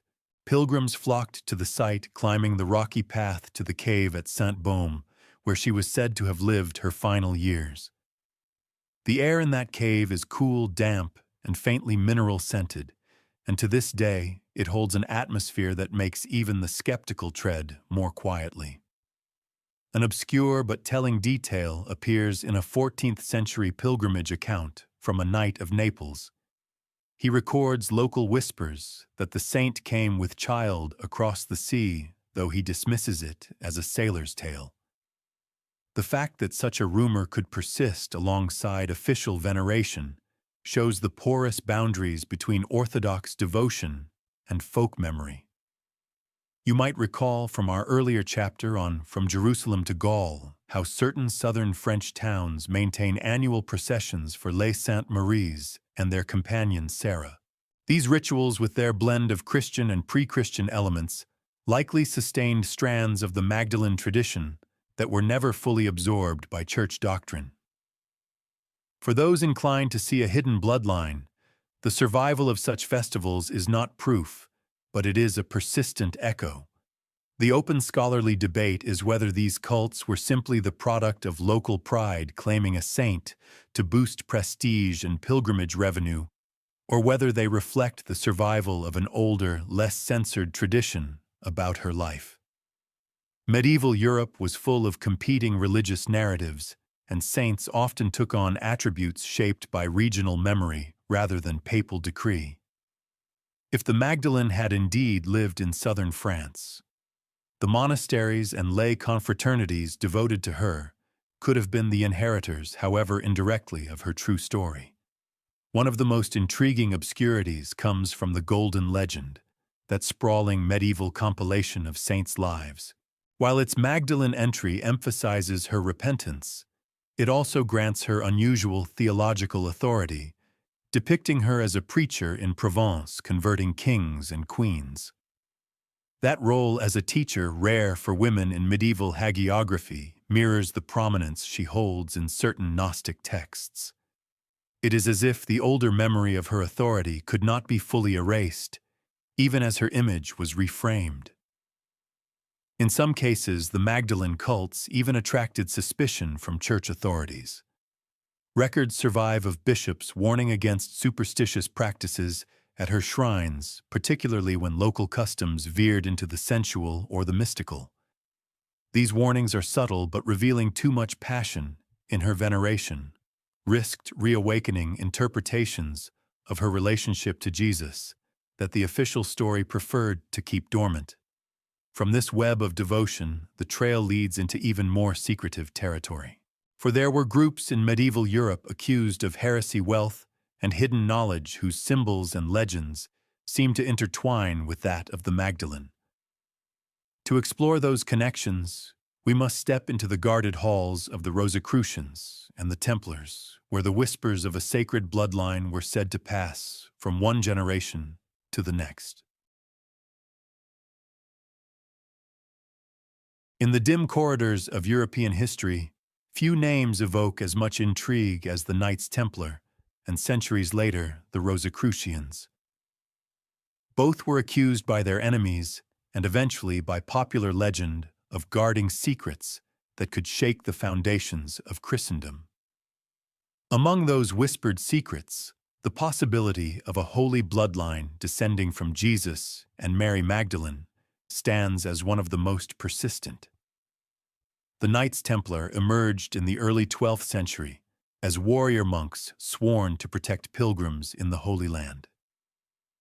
Over time, they grew into a formidable financial and military power, owning vast estates and acting as bankers to kings. Yet alongside their public mission, rumors swirled about a hidden inner purpose, especially after they established themselves on the Temple Mount in Jerusalem, where they had access to subterranean chambers untouched since ancient times.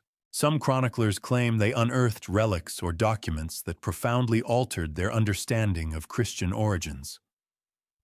One of the more obscure details in Templar lore is a reference in a 14th century heresy trial transcript in which a witness mentions the head, wrapped in linen, as an object of veneration. Scholars often interpret this as a relic of John the Baptist, but others suggest it could be linked to the shroud or even to a Magdalene-related tradition. The ambiguity of such testimony only deepens the mystery. You might recall from the Magdalene cults chapter how Provence was a stronghold of her veneration. After the fall of the Crusader states, the Templars concentrated many of their European holdings in the same southern French regions tied to Magdalene legends. Whether this was strategic coincidence or deliberate alignment remains an open question. The Rosicrucians, by contrast, appeared in the early 17th century as a secretive brotherhood, promoting a blend of esoteric Christianity, alchemy, and philosophical reform. Their manifestos spoke of hidden knowledge that would transform religion and science alike. While there is no direct documentary evidence linking them to the Magdalene bloodline theory, later occult traditions, particularly in the 19th century, fused Rosicrucian symbolism with Templar myths, creating a lineage of secret custodianship stretching across centuries. An especially obscure link comes from a little-known 18th century French Rosicrucian text that refers to la lignée cachée de l'époux et de l'épouse, the hidden lineage of the bridegroom and the bride. The phrasing is so deliberate, so steeped in biblical metaphor, that some researchers have taken it as a veiled reference to Jesus and Mary Magdalene. It is impossible to prove intent, but in the context of France's long Magdalene tradition, the connection feels less far-fetched. The open scholarly debate is whether such groups genuinely inherited ancient secrets or merely adopted legends to enhance their mystique. Critics argue that most of the bloodline associations are retrospective inventions, crafted by 19th and 20th century writers weaving together unrelated strands. Yet the persistence of these connections across orders, across centuries, suggests at least a shared fascination with the possibility of a sacred family line. This fascination may also explain why, in later centuries, certain Gospels and manuscripts tied to alternative Christianities were smuggled across borders, hidden from authorities, and preserved in private hands. It is to those modern recoveries, fragile, contested, and fought over in courtrooms, as much as in libraries, that our investigation now turns. In the dimly lit storerooms of private collections and the back rooms of antiquities, dealers' ancient texts have quietly changed hands, sometimes rescued from oblivion, sometimes spirited away from official scrutiny. In the modern era, the recovery of suppressed or forgotten Gospels has not only transformed biblical scholarship, but also breathed new life into the theory of a Jesus-Mary Magdalene bloodline. Each manuscript recovered is a potential key to what earlier centuries tried to erase. One of the most striking examples is the rediscovery of the Gospel of Judas in the 1970s. Found in Egypt and smuggled through the antiquities black market, It languished for years in a safe deposit box in New York, slowly deteriorating before scholars could secure and translate it. Though it does not mention Mary Magdalene directly, its radically different view of Jesus' mission reinforced a broader truth that the early Christian movement was far more diverse than the canonical Gospels suggest. And in that diversity space existed for traditions that may have included a marriage and children. An obscure but highly relevant case involves the so-called Codex Chacos, which contained the Judas text, but also hints of other lost works. Notes from early negotiations to acquire the Codex mention a fragment of the bride among the associated manuscripts, an enigmatic phrase never fully explained. Some speculate this referred to a missing leaf from a Magdalene-related gospel. Whether that fragment still exists and in whose possession remains an unanswered question. You might recall from our earlier journey into the Nag Hammadi discovery how Gnostic texts preserved Mary's image as a leader and confidant. In modern times, similar finds have been scattered rather than centralized often, because those handling them feared confiscation by state authorities or ecclesiastical bodies. This fear is not unfounded. More than one shipment of papyri has been intercepted under cultural heritage laws, with the materials disappearing into museum vaults where public access is limited. The open debate among scholars is whether smuggling, for all its legal and ethical problems, has paradoxically saved certain manuscripts. Had some of these works gone directly into official custody, they might never have been translated or published. The secrecy surrounding their movement mirrors in miniature. The larger suppression, the Magdalene theory posits, that vital pieces of the story survive only because individuals defied the gatekeepers. One especially obscure and contested episode occurred in the early 2000s, when a fragment of papyrus surfaced in Switzerland, bearing Coptic text that referred to Mary, my wife. Dubbed the Gospel of Jesus' Wife by media, it was met with excitement, then skepticism. Subsequent testing suggested modern forgery, yet a few linguists still argue for its authenticity. The fragment's sudden appearance, its murky chain of custody, and its equally sudden disappearance from public view leave more questions than answers. What ties these modern recoveries together is not simply their content, but the pattern of resistance they meet. Each time a gospel or fragment emerges that might alter the accepted narrative, it must pass through a gauntlet of authentication, legal claims, and ideological pushback. The result is that the public often hears of such texts in tantalizing bursts, only to see them vanish again into obscurity. From here, the trail leads into the realm of official denial statements from the highest levels of the Church, aimed at dismissing, discrediting, or simply ignoring any suggestion that Jesus and Mary Magdalene shared more than a teacher-disciple relationship. These denials are not just theological. They are acts of narrative control, attempts to keep certain possibilities from taking root in the public mind.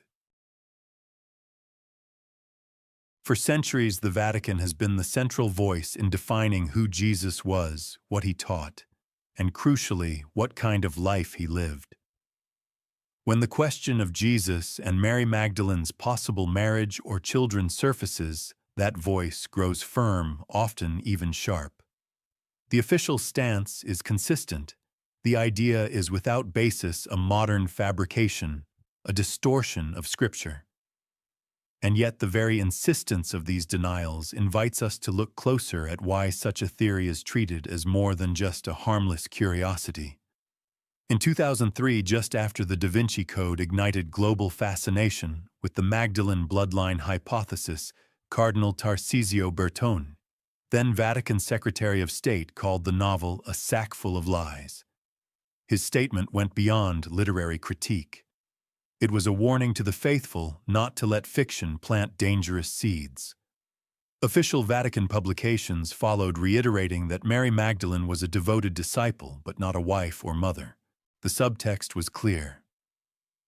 Entertaining the theory even hypothetically risked undermining doctrinal authority. One obscure but revealing moment came in 1969 when the Church quietly corrected a centuries-old mischaracterization. Pope Paul VI officially removed the label of prostitute from Mary Magdalene's liturgical description, acknowledging that the conflation with other women in the Gospels had been a mistake. While this seemed like a small act of historical justice, it also opened a subtle door if her reputation could be so profoundly reshaped. What else about her story might have been reframed? You might recall from our earlier exploration of the Magdalene cults, how local traditions sometimes preserved versions of her life at odds with official teaching. In this context, papal denials function like a counterweight, pushing back against narratives that could grow too popular. When Pope Francis spoke in 2016 to elevate her liturgical status as apostle to the apostles, it was framed as an affirmation of her importance, but carefully kept within the bounds of orthodox interpretation. There was no hint of a personal or marital bond with Jesus, only a recognition of her role as the first witness to the resurrection. The open scholarly debate is whether such denials are purely theological, rooted in a genuine conviction that Scripture and tradition exclude the possibility, or whether they also serve a practical function in preserving institutional stability. Acknowledging even the potential for a bloodline would force a rethinking of centuries of teaching on celibacy, priesthood, and divine authority. An especially obscure case emerges from the archives of the Pontifical Biblical Commission in the early 20th century. Internal minutes show heated discussions about apocryphal Gospels mentioning Mary Magdalene. While the final public statement dismissed their historical value, the private debates reveal a far more cautious tone, suggesting that some scholars within the Church found these texts at least worth examining. This gap between internal discussion and external denial may be the most telling pattern of all, and yet despite official rejections, the theory persists, fueled in part by academics, journalists, and independent researchers willing to risk careers and reputations to ask forbidden questions. It is to these figures and the personal costs they have borne that our attention now turns. In the quiet offices of universities, in the cramped back rooms of libraries, and sometimes in the sunlit dust of archaeological sites, a small number of scholars have dared to challenge the official narrative of Jesus and Mary Magdalene. For them, the question of whether they might have been married and whether that union could have produced children is not a casual speculation, but a historical problem worth serious investigation.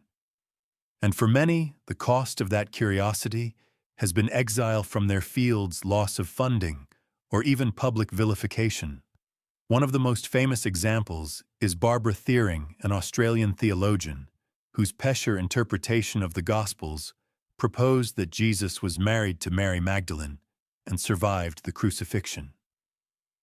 Though her work drew from the Dead Sea Scrolls and ancient Jewish customs, it was dismissed by mainstream scholars as fringe theory. Yet Thiering's willingness to publish her conclusions, knowing the backlash she would face, embodies the kind of personal gamble this topic demands. Another more obscure case is that of Begant Lee and Lincoln, the authors of Holy Blood, Holy Grail.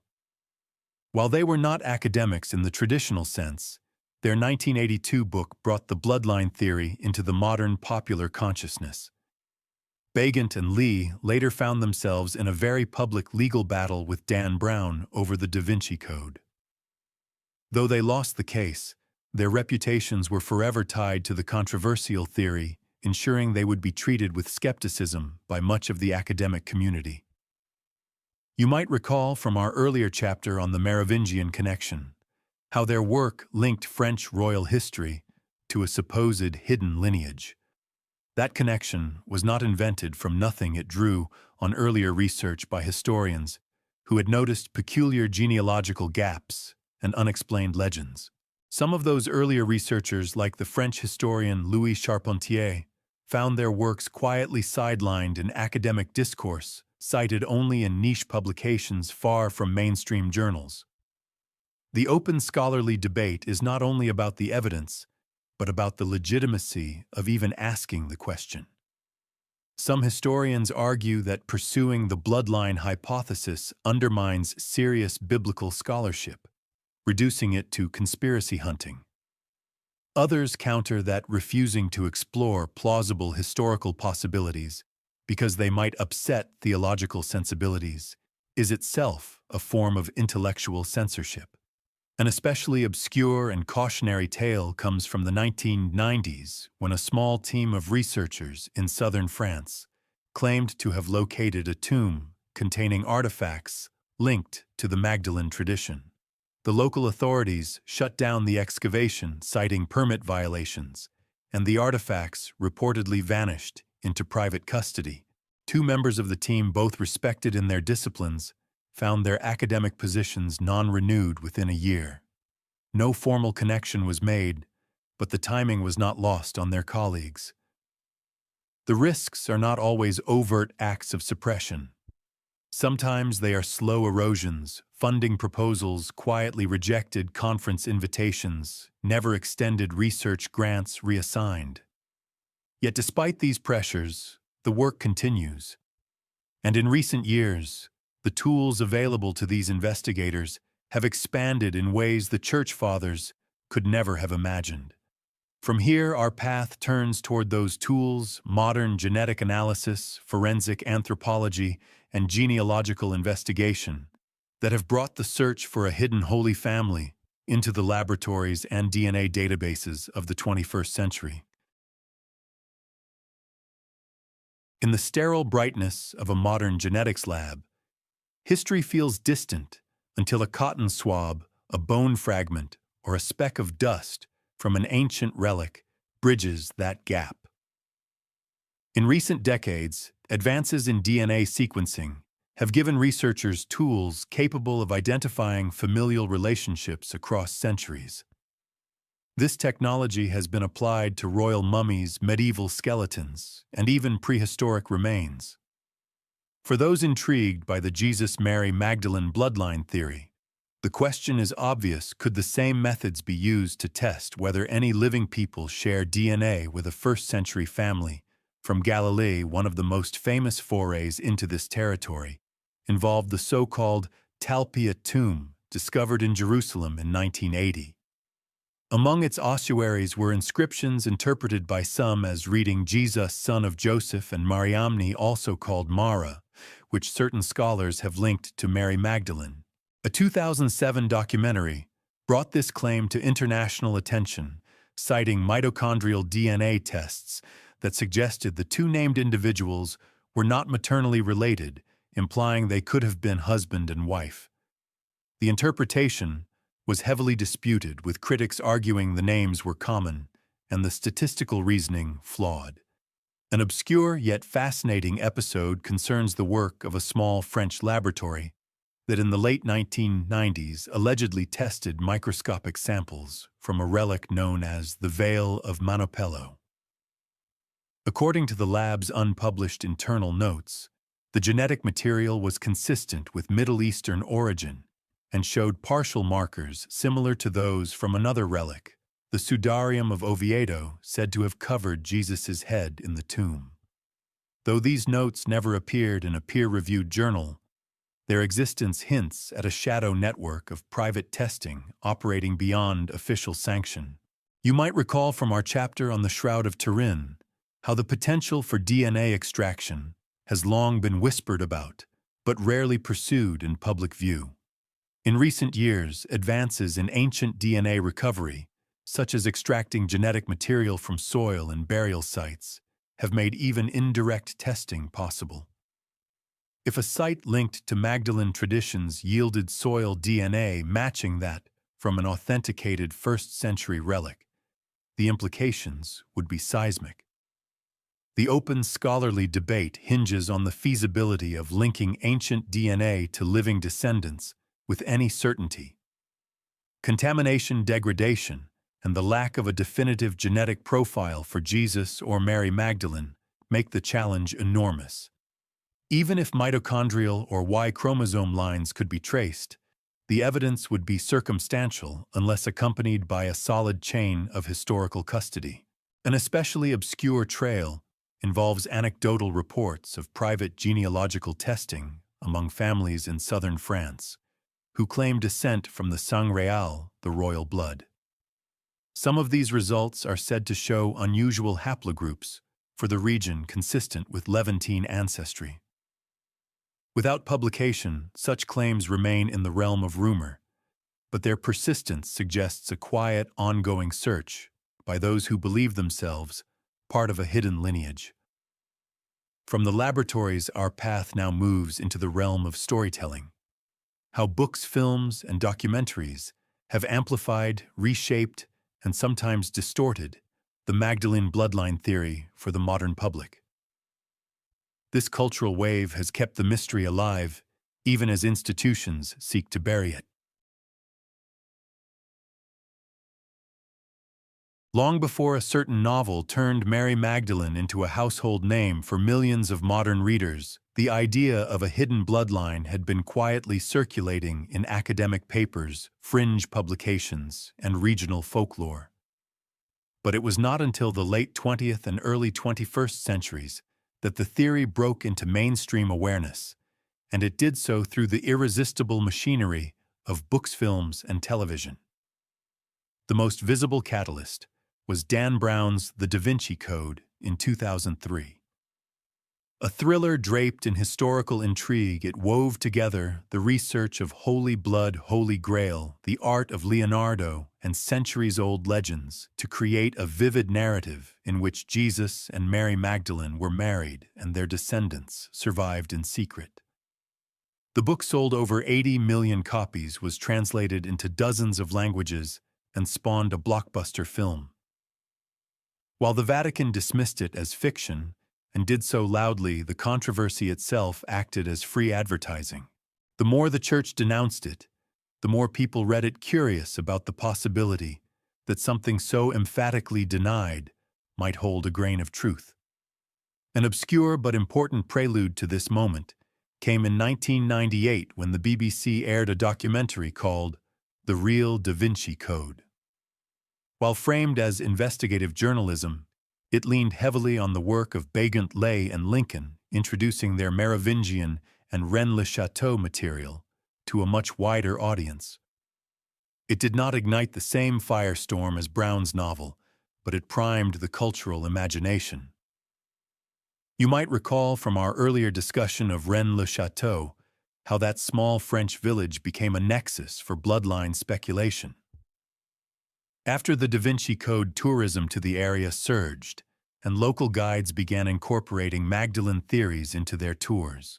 This is where media influence becomes a feedback loop. Popular entertainment feeds public curiosity, which in turn fuels commercial and scholarly interest, which produces more media. The open scholarly debate is whether such portrayals ultimately help or hinder serious research.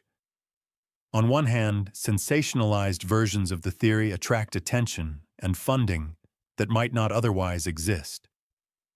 On the other, they risk burying the historical complexities beneath layers of fiction so thick that legitimate evidence is dismissed as mere plot device. For example, after the novel's release, the very real discovery of the Gospel of Judas was often misreported as another Da Vinci-style find, reducing its historical importance in the public mind. One of the more obscure yet telling media events occurred in 2012 when Harvard Divinity School announced the so-called Gospel of Jesus' Wife fragment. Within hours, major news outlets splashed headlines about proof of Jesus' marriage. Within weeks, scholars began questioning the fragment's authenticity, and within months, it was widely regarded as a probable forgery. The speed of that arc from sensational revelation to discredited artifact mirrored the larger pattern of how the Magdalene bloodline theory moves through modern culture, fast, loud, and polarized. This pattern matters for our investigation because it keeps the theory alive in the public imagination.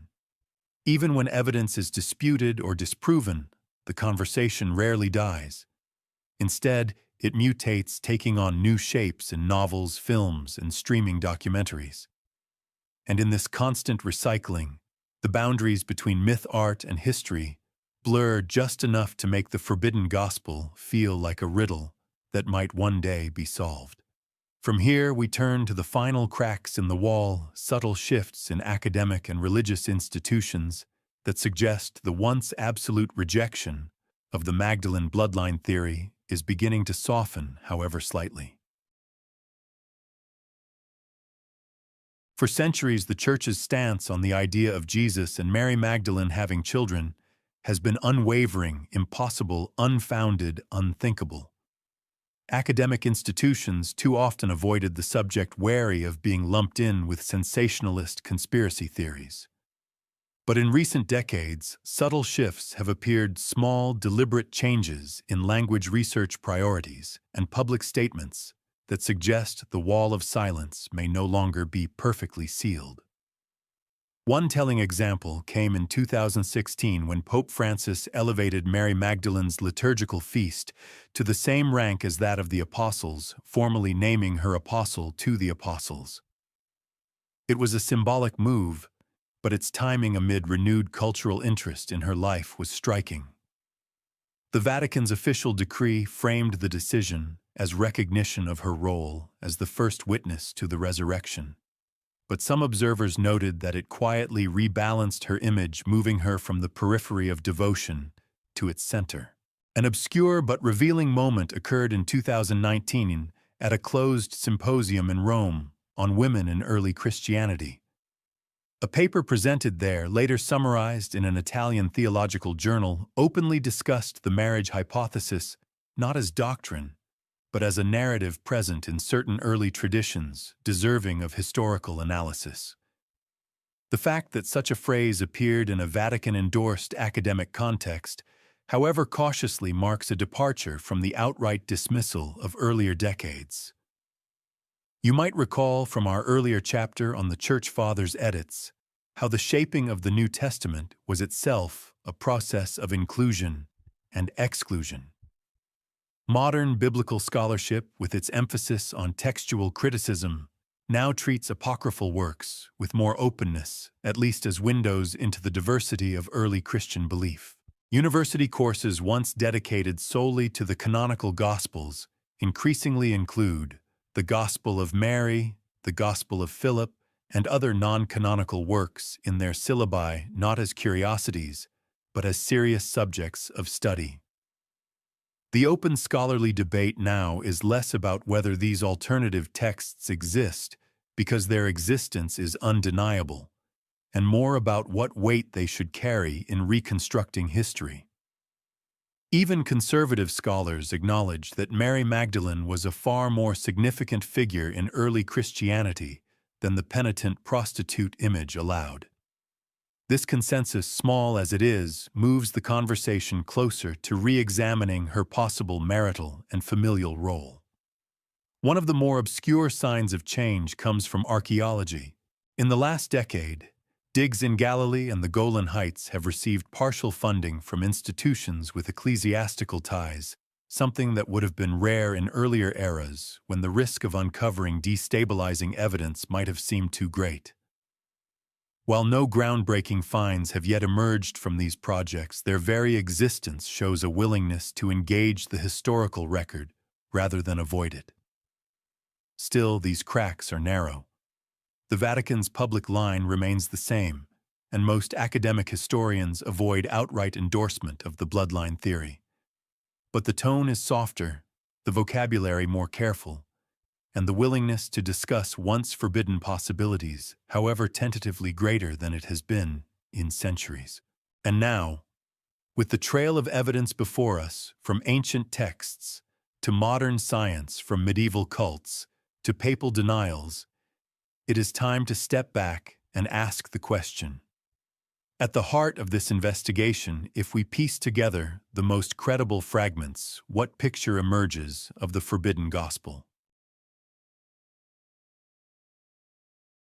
You have walked with me through 2,000 years of whispers, fragments, denials, and quiet persistence.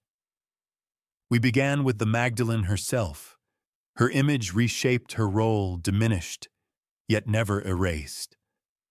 We followed her through vanished gospels and rediscovered texts, through cultural norms that made an unmarried rabbi improbable, and through legends of voyages across the sea. We traced the story into medieval shrines and the guarded symbols of secret orders into smuggled manuscripts and cautious modern laboratories. And now, at the end of this long trail, the pieces lie scattered before us, waiting to be fitted together. What emerges is not a neat, unbroken chain of proof, but a constellation points of light that, when connected, form a picture both compelling and elusive. The earliest sources outside the canonical Gospels depict Mary Magdalene as a figure of profound trust and authority in Jesus' circle. Gnostic texts, especially the Gospel of Philip, hint at an intimacy that was emotional, spiritual, and perhaps physical. The marriage hypothesis gains plausibility from cultural context. In first-century Jewish society, celibacy for a rabbi was rare enough to raise eyebrows, especially if the rabbi was publicly engaged in teaching and communal life. The bloodline theory gains its strength not from a single unassailable document, but from the recurrence of certain patterns. Legends in southern France of Mary's arrival, the Merovingian genealogies, the treasure-laden myths of Rennes-le-Château, the guarded knowledge attributed to Templars and Rosicrucians, all of these point in their own coded ways to the survival of a family line. They do not prove it. They suggest it like a shadow cast by something just out of sight. You might recall the DNA discussions, the ossuaries with suggestive names, the relics tested in secret, the whispered results never published. This is where modern science meets the same problem that haunted ancient scribes' access. Whether by deliberate suppression, legal obstruction, or simple loss, the most potentially decisive pieces remain locked away. That lock and the hands that hold the key have remained remarkably consistent over the centuries. The open question is whether the Church's enduring refusal to entertain this theory is purely theological, or whether it conceals an awareness of truths too destabilizing to risk. For if Jesus had children, the meaning of his life and the structure of the institution built in his name would have to be reconsidered. Apostolic succession, papal authority, and centuries of celibate priesthood would face uncomfortable scrutiny. And so the forbidden gospel remains forbidden, not because it is a clear and present threat, but because its possibility keeps the mind restless. It resists closure. The wall has cracks. Yes, but it still stands perhaps less to protect the truth from the public than to protect the institution from the consequences of that truth.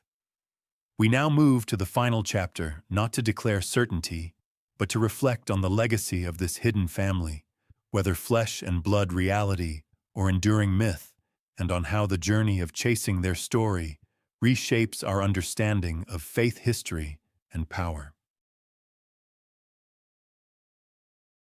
If the possibility that Jesus and Mary Magdalene shared a life as husband and wife remains an unanswered question, its legacy is far from uncertain. Across centuries, the idea has moved like a river beneath the surface of history, sometimes visible in flashes, sometimes vanishing into the ground, but always flowing onward.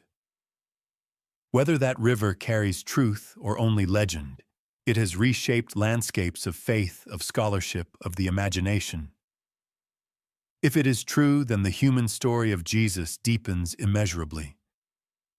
He would not be only the divine figure of theology, but also a man who knew the bonds of family, the weight of responsibility, and the fierce protectiveness of love. The faith that grew from his life might then be seen not as a structure built solely on miraculous intervention, but as one rooted in the messy, enduring patterns of human existence. His followers and their followers in turn would inherit not just teachings, but a living lineage, a bridge between the sacred and the everyday. If it is legend, then it is a legend with power. It has persisted because it speaks to something many have always felt missing from the official record: a fuller picture of a woman long diminished, and a relationship that refuses to be contained within the boundaries drawn for it. Mary Magdalene, whether historical wife or symbolic partner, stands as a figure whose significance endures because it restores balance to a narrative tilted for too long toward erasure. You might remember the fragments we have traced: hidden texts, altered verses, sealed tombs, quiet denials, and the faces of those who risked everything to keep the question alive. Together, they form not a closed book, but a living puzzle, one in which the act of searching becomes as meaningful as the solution itself. And perhaps that is the final truth here, that history's greatest mysteries are not always meant to be solved in the conventional sense. They are meant to keep us looking, questioning, challenging the neatness of official stories.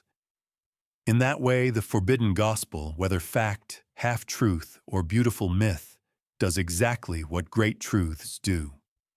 It disturbs the comfortable, it awakens the curious, and it reminds us that every wall, no matter how solid it seems, begins to crumble from the smallest of cracks. So we leave the question where we found it unanswered, but alive. Somewhere in an archive, a reliquary, a locked drawer, perhaps the next piece waits. And until it is found, we carry the fragments we have, turning them over in the quiet, letting them speak in their own way across the long reach of time.